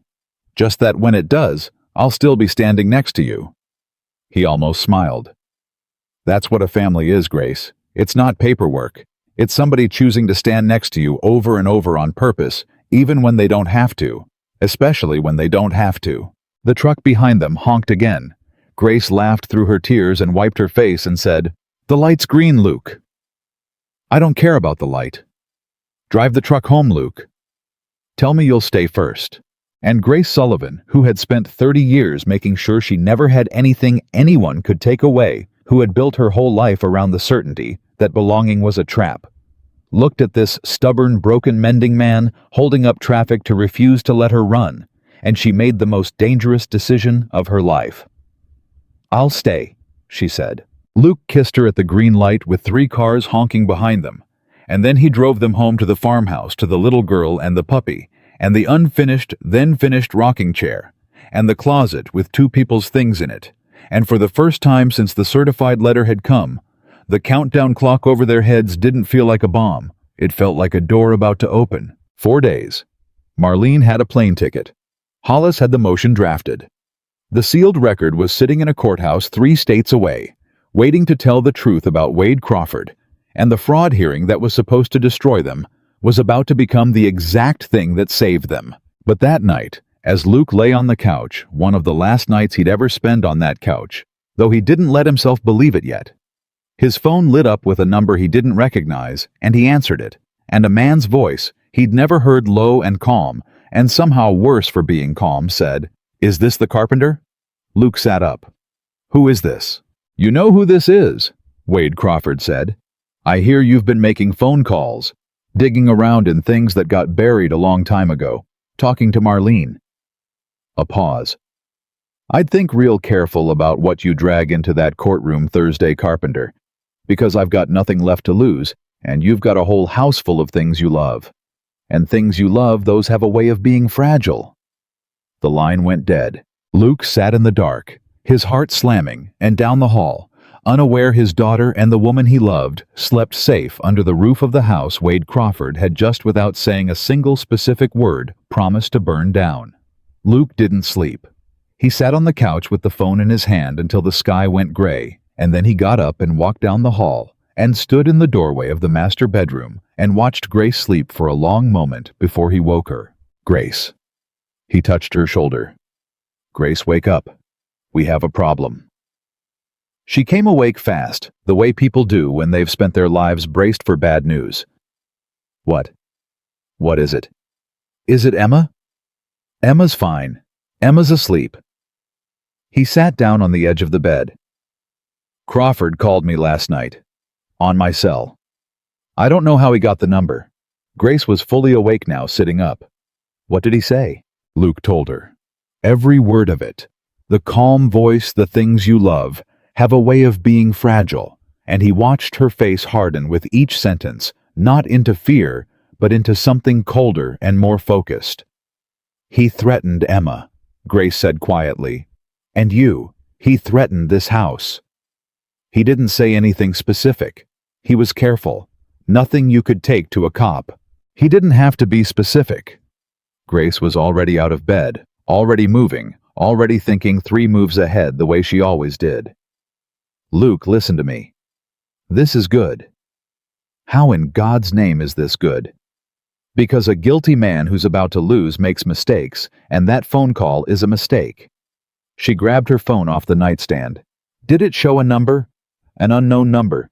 Doesn't matter. It's still a record. A call came to your phone last night. We document it. Time, date, everything you remember him saying word for word, and you write it down now while it's fresh, and you sign and date it.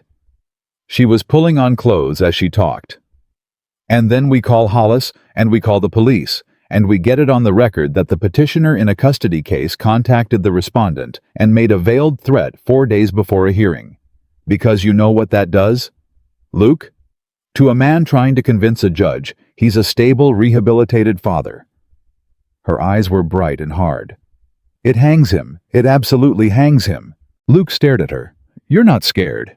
I'm terrified, Grace said. But I learned a long time ago that scared and smart aren't enemies. You can be both. He's rattled. He called you because Marlene told him, or somebody told him, that we found the thread and were pulling it, and he panicked and panicked. Men do stupid things. She stopped and looked at him. But Luke, he threatened Emma. So from this minute until that hearing, we don't take a single chance. She doesn't go anywhere alone. You drive her to school and you walk her to the door. Somebody's with her every second. I mean it. I already decided that at 4 this morning. Good. Grace came over and took his face in her hands, the way he'd taken hers in the kitchen, and she kissed him once hard, and it steadied both of them. We're 4 days out. We've got the truth. We've got Marlene. We've got Hollis. And now we've got a threatening phone call that's going to look terrible for him. He's losing, and he knows it, and that's why he's dangerous. So we don't give him anything. We hold the line 4 more days. Can you do that? I can do that.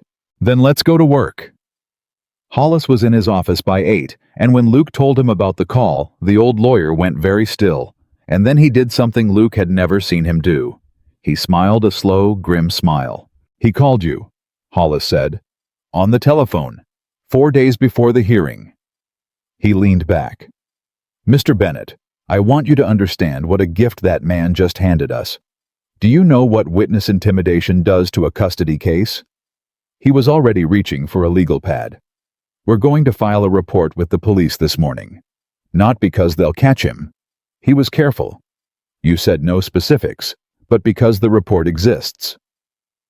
And on Thursday, when Preston Vance stands up to argue that Wade Crawford is a changed man, a rehabilitated man, a fit father, I am going to introduce into evidence that his client picked up a telephone and threatened the family of the child he claims to love. 4 days before the hearing. Hollis shook his head. You couldn't buy that. He gave it to us for free. There's something else, Grace said. Marlene, if Crawford knows we found her, he might try to get to her too, scare her off before she can testify. Hollis's smile faded. That's a real concern. Where is she now? She's flying in Wednesday night, the day before the hearing. Move it up. Hollis was already reaching for the phone. Get her here today. Tomorrow at the latest. I want her sworn statement notarized and locked in my safe before that man has a chance to breathe on her. Once it's a notarized, executed affidavit, it doesn't matter what happens to her, the statement stands. But an unsigned promise from a witness 3 states away is a witness a desperate man can still reach. He looked up. Can she come today? Grace was already dialing. Marlene could come. Marlene, it turned out, had been ready for 6 years, and when Grace explained the urgency, the woman didn't hesitate. She was on a flight by that afternoon. But here is where the day turned at 3:40 in the afternoon when the school called. Luke was in his workshop when his phone rang, and it was the school's number, and his blood turned to ice before he even answered. Because he'd told them. He'd told the front office that morning, in no uncertain terms, that under no circumstances was anyone to release Emma to anyone but him or Grace. And if the school was calling Mr. Bennett, it was the principal, and her voice was wrong. Mr. Bennett, I need you to stay calm. Where's Emma? She's safe. She's in my office right now. She's completely safe. She's fine. Where's Emma? What happened? A man came to pick her up, the principal said, and Luke was already running for his truck. He had identification. He said he was her father, her biological father, and he had court papers, a copy of the custody petition, and he was very calm and very reasonable, and he said there'd been a change, that he had temporary custody now. And Mr. Bennett, if it had been any other week, I might have. But you'd warned us. You'd put it in writing that morning, and something felt wrong, so I told him I had to verify it with the district, and I took Emma to my office, and I called you. He's still in the parking lot, Mr. Bennett. He's sitting in a gray truck in the parking lot, and he won't leave. Luke was already driving, one hand on the wheel, the other on the phone. Call the police, right now. Tell them exactly what you told me. Tell them there's a man with a documented history of violence attempting to remove a child in violation of just... Call them, now I'm 4 minutes away. He called Grace as he drove. She answered on the first ring. He's at the school, Luke said, and his voice didn't sound like his own. Crawford. He tried to take her. He tried to pick her up from school. He heard Grace stop breathing. Is she... She's safe.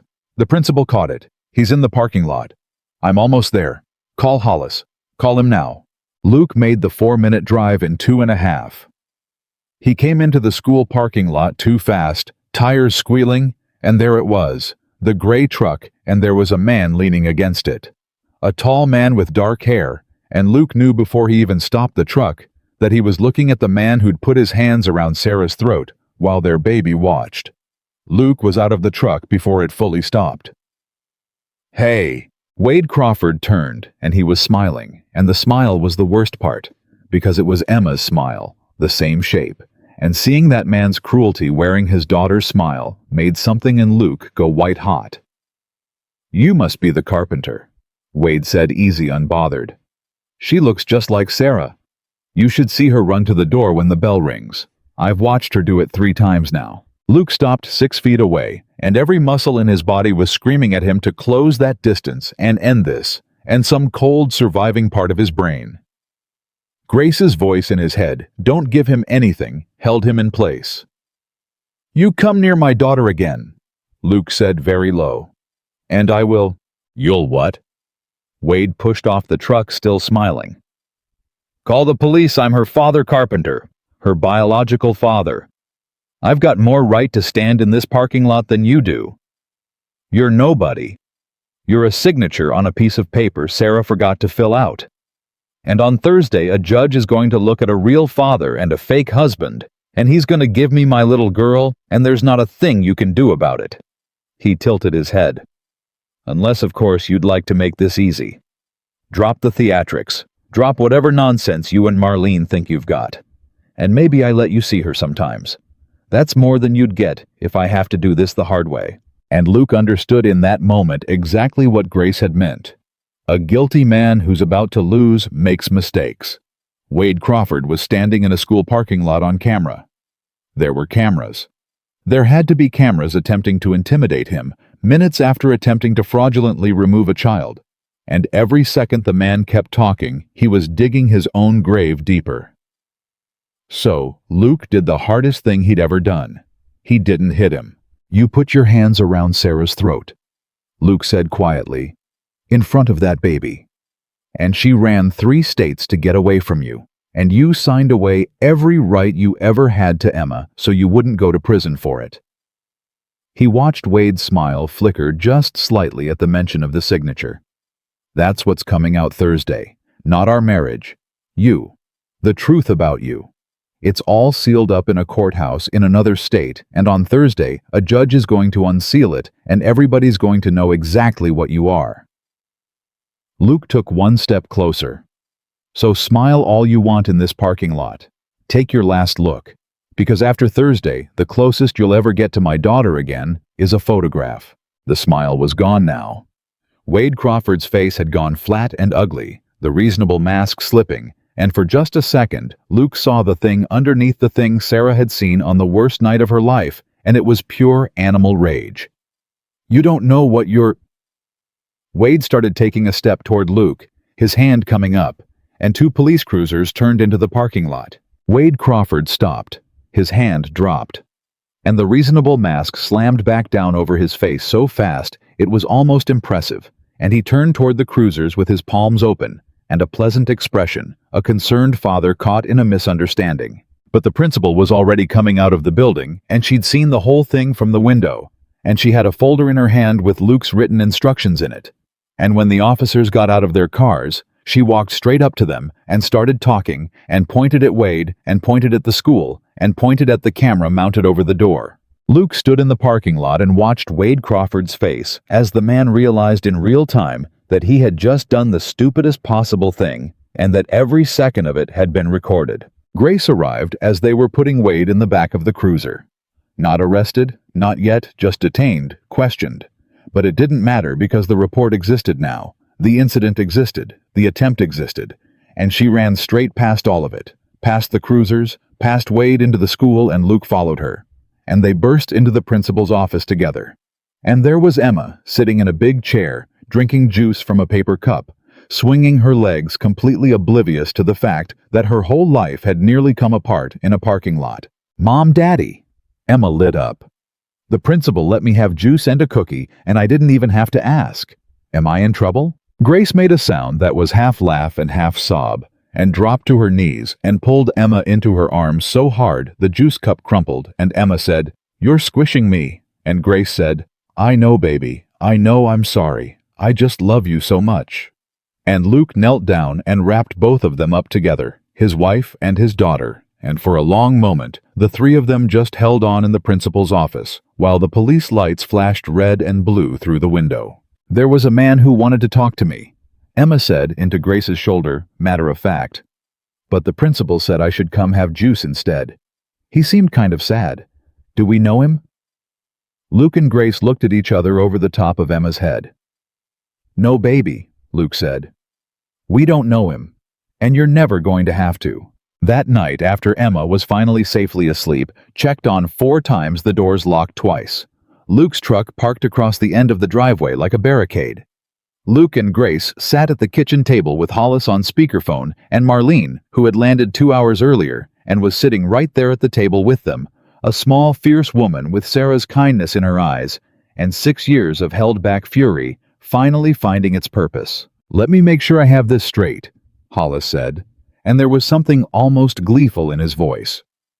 The petitioner attempted to fraudulently remove the child from school.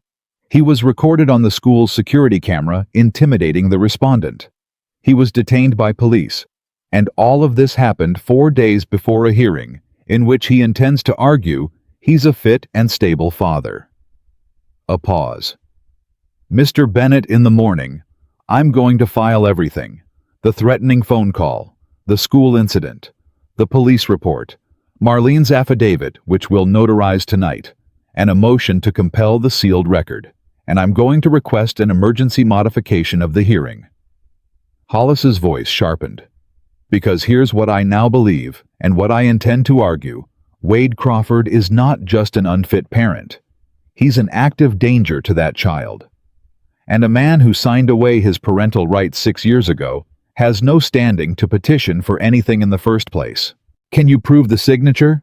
Grace asked. "The termination of rights without the sealed record." "Marlene witnessed it," Hollis said. "She was there. She'll testify to it, and her testimony gives us more than enough to compel the record that proves it. And once that record is unsealed, the old lawyer let the sentence hang. It's over. It was over the minute you found Marlene. Everything since then has just been Wade Crawford helping us prove our case for us." Marlene leaned toward the phone. "I want to testify," she said. "I don't just want to sign a paper. I want to sit in that courtroom and look that man in the eye and tell a judge what he did to my best friend. Sarah couldn't. She was too scared, and then she was gone. So I'll do it for her. I owe her that." "You'll get your chance, Marlene," Hollis said quietly. "I promise you that, miss." When the call ended, Marlene stayed at the table with Luke and Grace, and she reached into her purse and pulled out a photograph worn soft at the edges and slid it across the table to Luke. It was Sarah Young, laughing, holding a baby. "That's the 2 of them," Marlene said, "about a month before the night everything went wrong. She was so happy in that picture. She loved that baby more than her own life." Marlene's voice thickened. "She'd want you to know Luke, she'd be so grateful that you kept her safe, that you fought this hard." She glanced at Grace, and something passed over her face, a question, and then a soft understanding. And I think she'd be glad Emma's got a mother again. Sarah wasn't the kind to want the people she loved to stay lonely. Grace's eyes filled and she looked down at the table, and Luke reached over and took her hand. "It's complicated," Grace said quietly. "How Luke and it didn't start the usual way." "Honey," Marlene said gently, "I've been alive 61 years. There's no usual way. There's just whether it's real when it counts." She patted Grace's other hand. "And I've been sitting at this table for 2 hours watching the two of you, and watching how you both look at that little girl. It's real.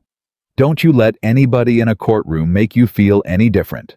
The three of them sat in that kitchen late into the night, and it should have felt like a war room, and instead, it felt like something else. It felt like Sarah was there.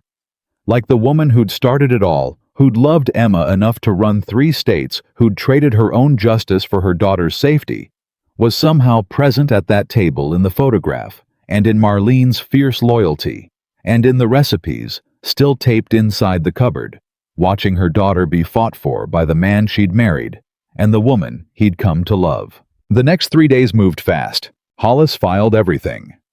The motion to compel the sealed record was granted within 24 hours. No judge, exactly as Grace had predicted, was going to deny a review of a possibly relevant sealed record in a case about that same child's welfare, not with a sworn eyewitness affidavit attached. And when the record came back from the courthouse 3 states away, it contained everything Marlene had said it would. A police report from a night 8 years earlier. Photographs Luke made himself look at exactly once, and then never again. A protective order. And a signed, executed voluntary termination of parental rights dated 6 years ago, with Wade Crawford's signature at the bottom in his own hand. He had given her up, legally permanently in writing to save himself from prison, and now he'd come back to take her anyway, betting that a dead woman's secret would stay buried. The bet had failed.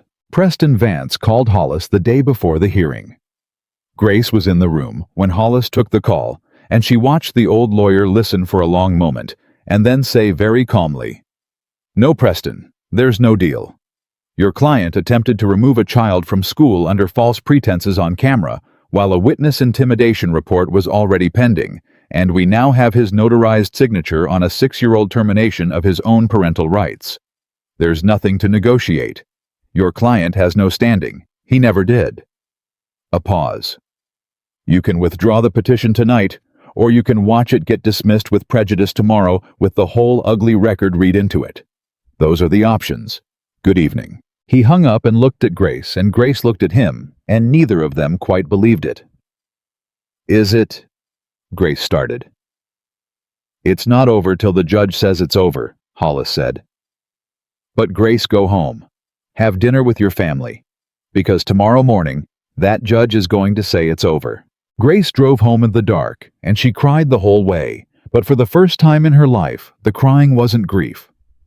It was the other thing, the thing she'd never let herself feel, because it always came right before a loss.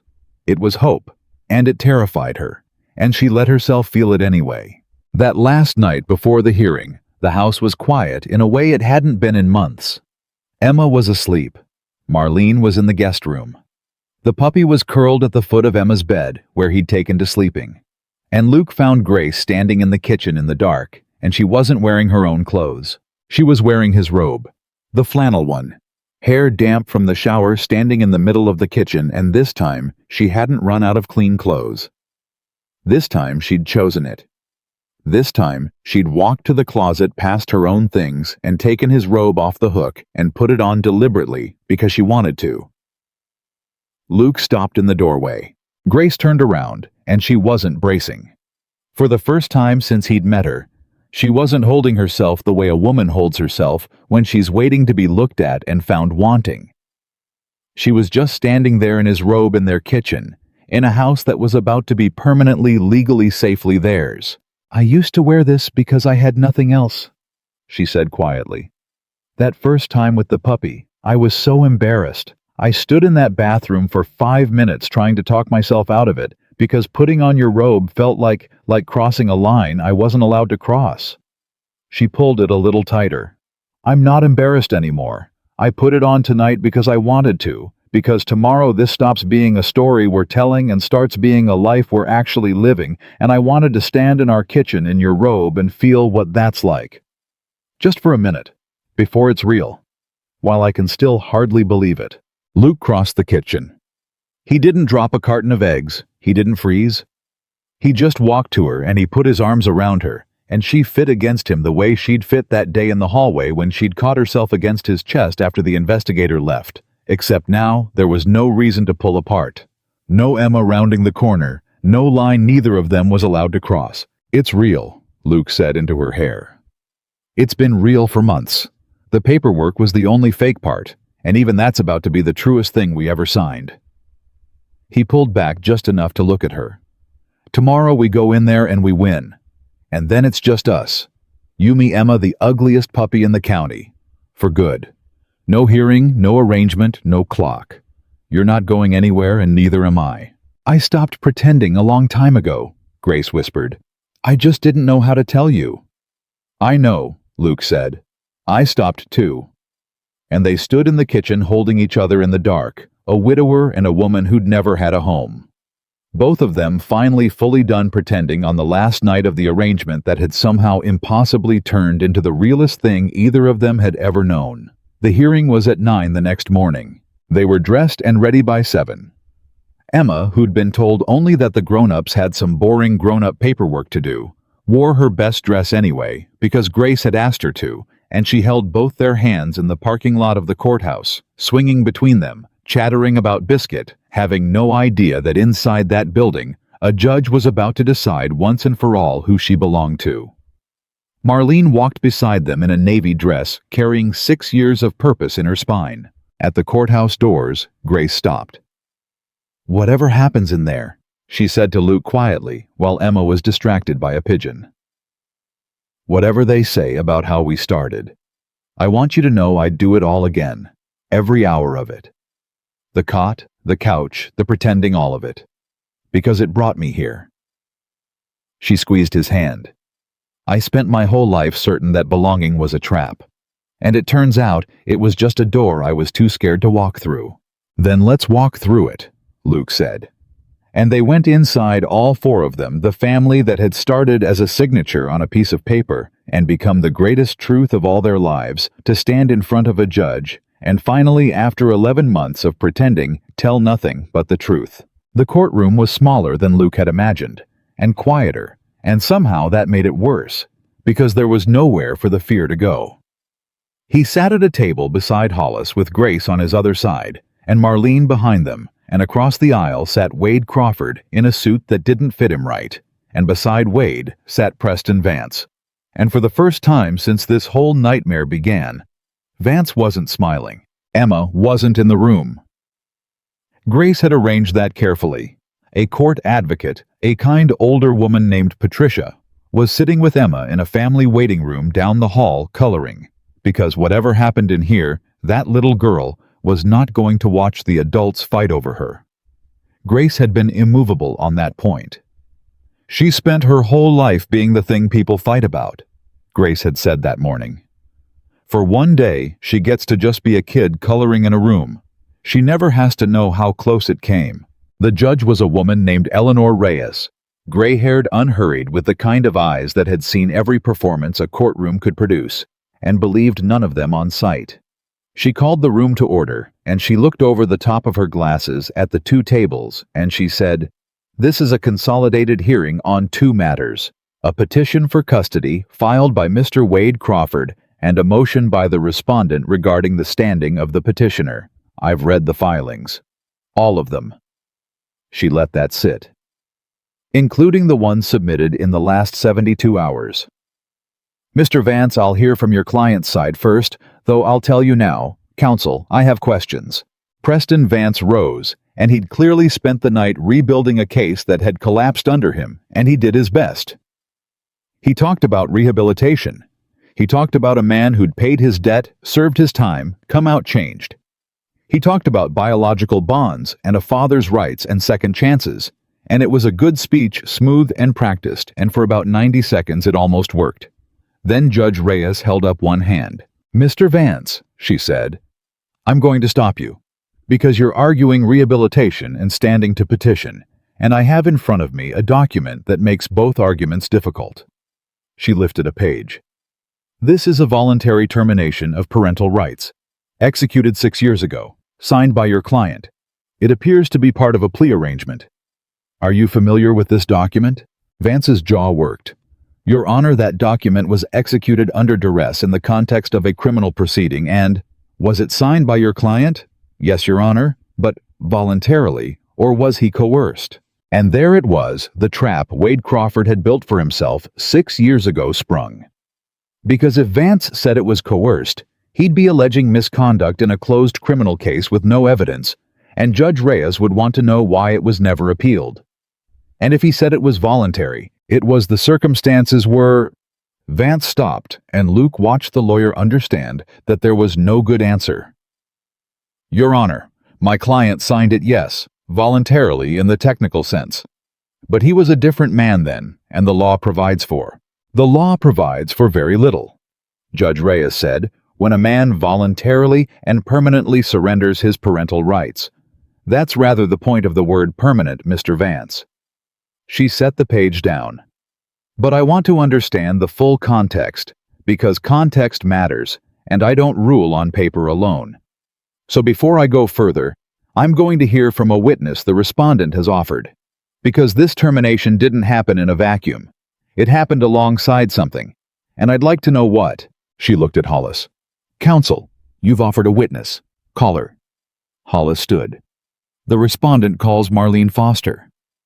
Marlene rose and she walked to the stand with her back straight, and she was sworn in, and she sat, and she looked across the room at Wade Crawford, and she held his gaze until he looked away first. And then she told the truth. She told it plainly, without embellishment, which made it worse. She told about the phone call at 2 a.m. from a gas station. She told about Sarah's voice, and the baby crying in the background, and the marks on Sarah's throat that Marlene saw with her own eyes the next day, when Sarah came to her door with everything she owned in 2 garbage bags. She told about the neighbor who'd called the police. She told about the report, and the photographs, and the protective order. And she told about the deal the assault charges dropped in exchange for the fraud plea and the permanent surrender of parental rights, all of it wrapped together, so a frightened young mother could get free of a dangerous man without having to sit on a witness stand and relive the worst night of her life. Sarah didn't want revenge, Marlene said, and her voice was steady and clear, and it filled the whole silent room. She just wanted Emma safe. So she gave up her chance to see that man punished in exchange for him giving up his chance to ever come near her daughter again. That was the deal. He signed it, in his own hand, and for 6 years he kept it because he was in prison and had no choice. Marlene turned and looked directly at Wade Crawford. And the minute he got out, he broke it, because a man like that never really gives anything up. He just waits. The courtroom was silent. Judge Reyes was quiet for a long moment. Then she said, "Thank you, Ms. Foster." And she looked down at the sealed record open in front of her, the record that had been unsealed by her own order 2 days before, and she read from it silently, for what felt to Luke like an hour, and her face did not change, but her jaw tightened once. Then she looked up, and she looked at Wade Crawford, and for the first time she addressed him directly. "Mr. Crawford, stand up, please." Wade stood. 2 days ago. Judge Reyes said, "You attempted to remove this child from her school by presenting a copy of a custody petition. A petition, not an order, and representing to school staff that you had custody. You did not have custody. You have never had custody. You do not, as of this moment, have any legal relationship to this child whatsoever because you terminated it yourself 6 years ago in this very document." She held it up. "You attempted to take a child you have no legal right to take, and you did it 4 days after, according to a police report also in front of me, placing a telephone call to Mr. Bennett that a reasonable person could interpret as a threat against this family." Her voice never rose, and somehow that made it more terrible. "I have been on this bench for 19 years, Mr. Crawford. I have seen many petitioners. I have rarely seen one work so hard in so short a time to prove himself unfit." Wade opened his mouth. Vance put a hand on his arm. "Sit down, Mr. Crawford," the judge said. He sat. And then Judge Reyes turned to the other table, and she looked at Luke and at Grace, and her expression changed, not softened exactly, but shifted the way a person's face shifts when they turn from something distasteful to something they're actually curious about. "Now," she said. "The other matter." Mr. Vance, before his client rendered it largely moot, filed a motion alleging that the respondent's marriage is fraudulent, entered into solely to influence this proceeding. She folded her hands. "And I'll be honest with both of you. On paper, the timeline is suspicious. A widower of 4 years marries a woman from 3 states away 8 weeks after a custody petition is filed in separate bedrooms by all accounts. That's not a love story. That's a legal maneuver." She looked between Luke and Grace. "So, I'm going to ask you both under oath one at a time, and I'm going to ask you plainly, and I want the truth because I can generally tell when I'm not getting it. Mrs. Bennett, you first. Stand up." Grace stood. "Is your marriage real?" And the whole room waited. Grace was quiet for a moment, and then she did the thing she'd learned over 15 years and a lifetime before, that she told the truth carefully and let it mean what it meant. "No, Your Honor," Grace said. "Not when we signed it." A ripple went through the room. Vance's head came up. Hollis went very still. And Judge Reyes leaned forward slightly because she had not expected that answer. "Explain that," the judge said. "When we signed that license," Grace said, and her voice was steady and clear. "It was an arrangement. I won't lie to you about that, Your Honor, because I've spent my whole life watching people lie in rooms like this one, and I decided a long time ago I'd never be one of them. Luke Bennett was a stranger to me. I drove out here because his late wife's sister asked me to, because I'd spent 15 years in child welfare watching good parents lose children to the system for no reason but that they looked wrong on paper. And I'd watched it happen to me when I was a child. So when I heard there was a good father about to lose his little girl to a man who'd abandoned her, I offered to marry him. On paper. For 1 year. To give that little girl a stable home that a court would recognize. That's the truth. That's how it started." "Oh." The judge's eyes were sharp. "So you admit the marriage was fraudulent?" "I admit the marriage began as an arrangement," Grace said. "I'm telling you it didn't stay one." "Meaning what?" Grace looked at Luke, then back at the judge. "Meaning, I moved into that man's house planning to sleep down the hall for a year and then disappear," Grace said. "And instead, I fell in love with him, and with his daughter. Somewhere in those 11 months, Your Honor. The pretending stopped being pretending, and I don't know the exact day it happened because it happened the way real things happen slowly, and then all at once. He cleared his dead wife's things out of a closet so mine would fit.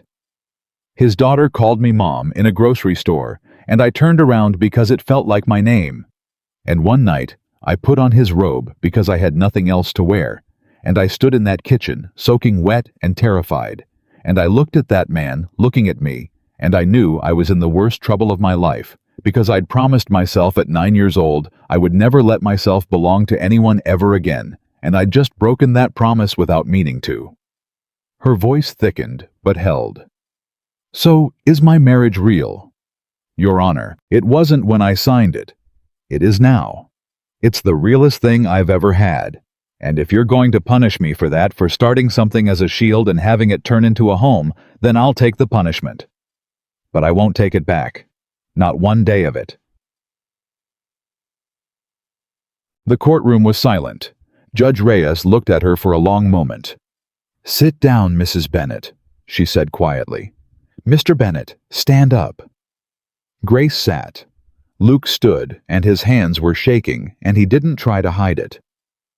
"Your wife just told me your marriage began as a fraud," the judge said. "Do you dispute that?" "No, Your Honor." "So you defrauded this court?" "No, Your Honor." Luca's voice came out rougher than he meant it to. "We got married to protect my daughter. Everything on those papers is true. I did marry Grace. She did move in. We did become a household. The only thing that wasn't true on the day we signed it was in here." He touched his chest, and by the time this hearing came around, even that had turned true. So no. I don't think I defrauded anybody. I think I did whatever it took to keep a man who tried to strangle my daughter's mother from getting his hands on her. And I'd do it again. I'd do it 100 times. If protecting a child from a violent man is fraud, then lock me up, but Emma stays out of that man's reach either way. That's a fine speech, Mr. Bennett, the judge said, and her voice was dry. But I asked you a direct question. When you married Grace Sullivan, did you love her? Luke hesitated. No, he said. The honesty of it landed hard. Even Grace looked at him. No, Luke said again. I didn't. I'd buried my wife 4 years before and I'd sworn off it. I married a stranger to save my kid, and I told myself it was paperwork, and I slept on a cot at the foot of the bed because I couldn't stand being that close to her, and I told myself that was about grief. He took a breath. But it wasn't grief, Your Honor. It was fear. Because I could feel it happening day by day, and I fought it every step of the way because loving somebody means you can lose them. And I already know exactly how that feels. So no, I didn't love her the day we signed, but I love her now. I love her so much, it scares the hell out of me. And the only fraud I ever committed was against myself when I spent 6 months lying on a couch pretending I didn't. Judge Reyes took off her glasses. She looked at the two of them for a long time, and the courtroom held its breath, and finally she spoke and her voice had changed. In 19 years, she said, I've had a great many people stand where you're standing and swear to me their marriages were real, and most of them were lying. And I could tell. She set her glasses down. You two just stood in my courtroom and told me your marriage started as a fraud, under oath, when lying would have served you far better. Do you understand what that tells me? She leaned forward. It tells me you're the first two people to stand at that table in a very long time who value the truth more than they value winning, and that Mr. and Mrs. Bennett is precisely the quality I look for when I'm deciding who should raise a child. Luke's legs nearly gave out. Here is my ruling, Judge Reyes said, and she picked up her pen. On the petition for custody filed by Wade Crawford, the petition is dismissed, with prejudice. Mr. Crawford voluntarily and permanently terminated his parental rights 6 years ago in a document I have reviewed and find valid and binding. He has no standing to petition for custody of this child, and given his conduct over the past week, the attempted removal, the threatening communication, and the history documented in the sealed record now before me, I am additionally issuing a protective order barring him from any contact with the minor child or with the Bennett family effective immediately. She looked at Wade. Mr. Crawford, you will not go near that child again. Not at her school, not at her home, not anywhere. If you violate this order, you will be arrested. Do you understand me? Wade Crawford said nothing. His face was gray. Do you understand me, Mr. Crawford?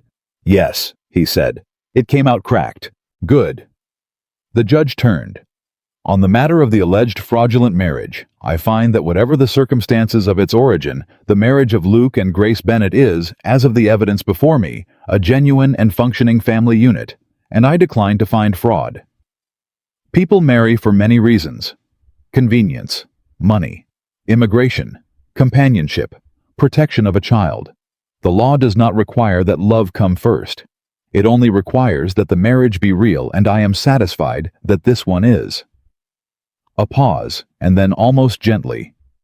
It may have started as an arrangement, but I've heard enough today to know it isn't one now. And then Judge Reyes did the thing that broke Grace completely. Furthermore, she said, given that this child has now lost her only surviving biological parent, and given that Mr. Bennett has raised her as his own since she was 2 years old, and given that Mrs. Bennett has functioned as her mother for the past year, I am going to do something the original guardianship arrangement never formalized, and that I believe is long overdue. She looked at Luke. Mr. Bennett, is it your intention to formally legally adopt this child, to make her yours, not just in fact, but in law permanently, so that no one can ever again walk into a courtroom and question your right to her? Luke couldn't speak. He just nodded over and over. And Mrs. Bennett, the judge turned to Grace. Is it your intention to do the same? to adopt this child as her legal mother? Grace made a sound she'd never made in her life. A sound that came from somewhere 30 years deep from a 9-year-old girl in 6 foster homes who'd never once been chosen, and she said, "Yes, yes, Your Honor, please, yes." "Then file the petitions," Judge Reyes said, "and I will hear them myself, and I will grant them. This child has been fought over long enough. It's time somebody made her belong somewhere permanently in writing where no one can ever take it back." She picked up her gavel. "This court finds in favor of the respondents on all matters. The petition is dismissed with prejudice. The protective order is granted.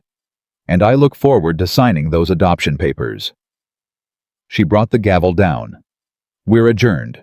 The sound of the gavel was the sound of a door finally permanently opening. Luke turned to Grace, and she was already turning to him, and they grabbed onto each other in the middle of that courtroom and held on like two people who'd been drowning and had just felt solid ground under their feet. And Grace was crying and laughing at the same time, and Marlene was behind them with both hands pressed over her mouth, and tears streaming down her face, and even Hollis, old Iron Hollis, who'd told Luke at the start he was going to lose, was blinking hard and looking at the ceiling. Across the aisle, Wade Crawford sat alone at his table, as Preston Vance packed his briefcase and left without a word, and no one looked at Wade. And that was the worst punishment of all. Not the ruling, not the protective order, but the simple fact that he had become irrelevant, a man who'd gambled everything on a dead woman's silence and lost sitting alone in an emptying courtroom, while the family he'd tried to destroy walked out into the hall to go get their little girl. Emma was still coloring when they came through the door. She looked up and she saw their faces. And even a 7-year-old can read a room, and she said, "Did you finish the boring paperwork?" And Grace dropped to her knees and pulled her in, and Luke wrapped around both of them, and Grace said into Emma's hair in a voice that finally after 11 months didn't have to hide anything, "Yeah, baby, we finished it. It's all done. You're ours forever now. Nobody's ever going to change that. Not ever." Emma considered this. Was it always going to be forever? Luke and Grace looked at each other over the top of her head. "Yeah," Luke said. "It just took the paperwork a while to catch up to what was already true." The adoptions were finalized 6 weeks later, both of them on the same afternoon in front of the same judge. Emma wore her best dress again. This time she was in the room because this time there was nothing to protect her from, and Judge Reyes let her sit up at the big table and even let her hold the gavel afterward and bang it once, which Emma did with tremendous seriousness, declaring the family officially official. And when the papers were signed, Emma Bennett, legally permanently in writing with 2 parents, whose names were now on a document no one could ever unseal or dismiss or take back, climbed down from the chair and took a hand from each of them, and walked out of that courthouse for the last time, swinging between them, never once knowing how close it had all come to going another way. Grace never took the Seattle job.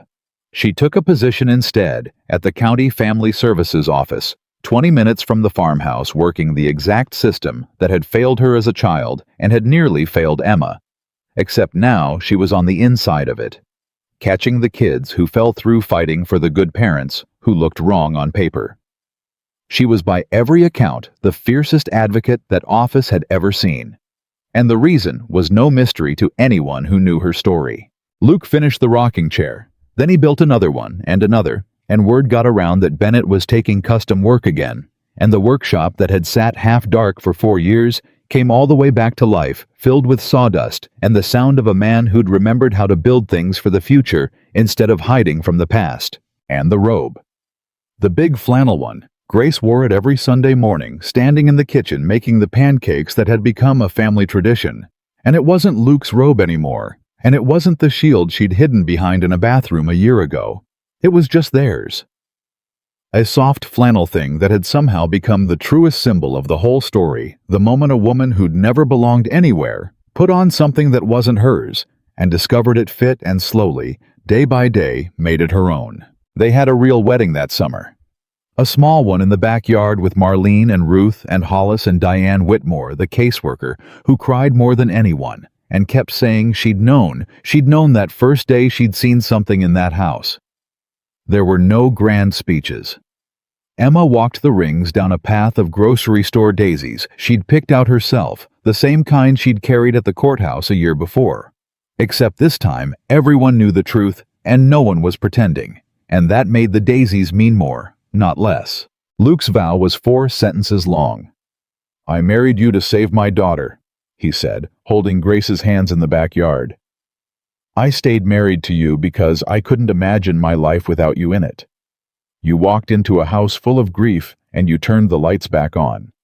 And I am going to spend the rest of my life choosing you every single day on purpose, especially on the days I don't have to."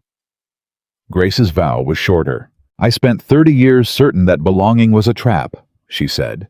"You showed me it was just a door. Thank you for holding it open long enough for me to walk through." And Emma, standing between them, tugged on both their sleeves and stage whispered loud enough for every guest to hear, "Are you gonna kiss now because Biscuit's about to eat the flowers?" And everyone laughed, and Luke kissed his wife, and the puppy did in fact eat the flowers and the family that had started as a signature on a piece of paper. A promise neither of them ever meant to keep became in that backyard, in front of everyone who mattered, exactly what it had secretly been for months, real and permanent and chosen. Years later, when Emma was grown, she'd ask her father how the story really started, the version with all the parts the grown-ups had kept from her when she was small. And Luke would tell her about the caseworker at the door, and the stranger who drove 11 hours, and the cot at the foot of the bed, and the sealed record, and the man in the gray truck, and the day in the courtroom when 2 people told the truth when a lie would have been easier. And Emma would say, "So you and Mom didn't even love each other at the start?" And Luke would smile the way he always smiled when he got to this part, and he'd say, "No, honey, we didn't. We agreed to pretend for 1 year to keep you safe. It started as a promise we never meant to keep." And then he'd look across the room at Grace, older now, gray, coming in at her temples, still stealing his robe on Sunday mornings after all these years, and he'd say the thing that had become the truest sentence of his whole life. And it became the greatest truth we ever lived. Real love rarely arrives on time, and it almost never arrives the way you planned. Sometimes it comes disguised as an arrangement. Sometimes it grows in the quiet spaces between shared breakfasts and packed lunches and scraped knees, and a little girl calling you a name you didn't earn until you did. Sometimes the family you never meant to build turns out to be the only one that was ever really yours. Luke Bennett married a stranger to save his daughter, and in saving her, he was saved himself. And so was the woman who'd spent her whole life certain she'd never have a home, and the 3 of them against a felon and a courtroom and 30 years of fear and 4 years of grief built something no signature created and no signature could ever destroy. They stopped pretending. And what was left when the pretending fell away was the realest thing any of them had ever known. That is where their story ends and where their life together truly began. Not with a perfect beginning, but with the courage to stop pretending and the far greater courage to stay.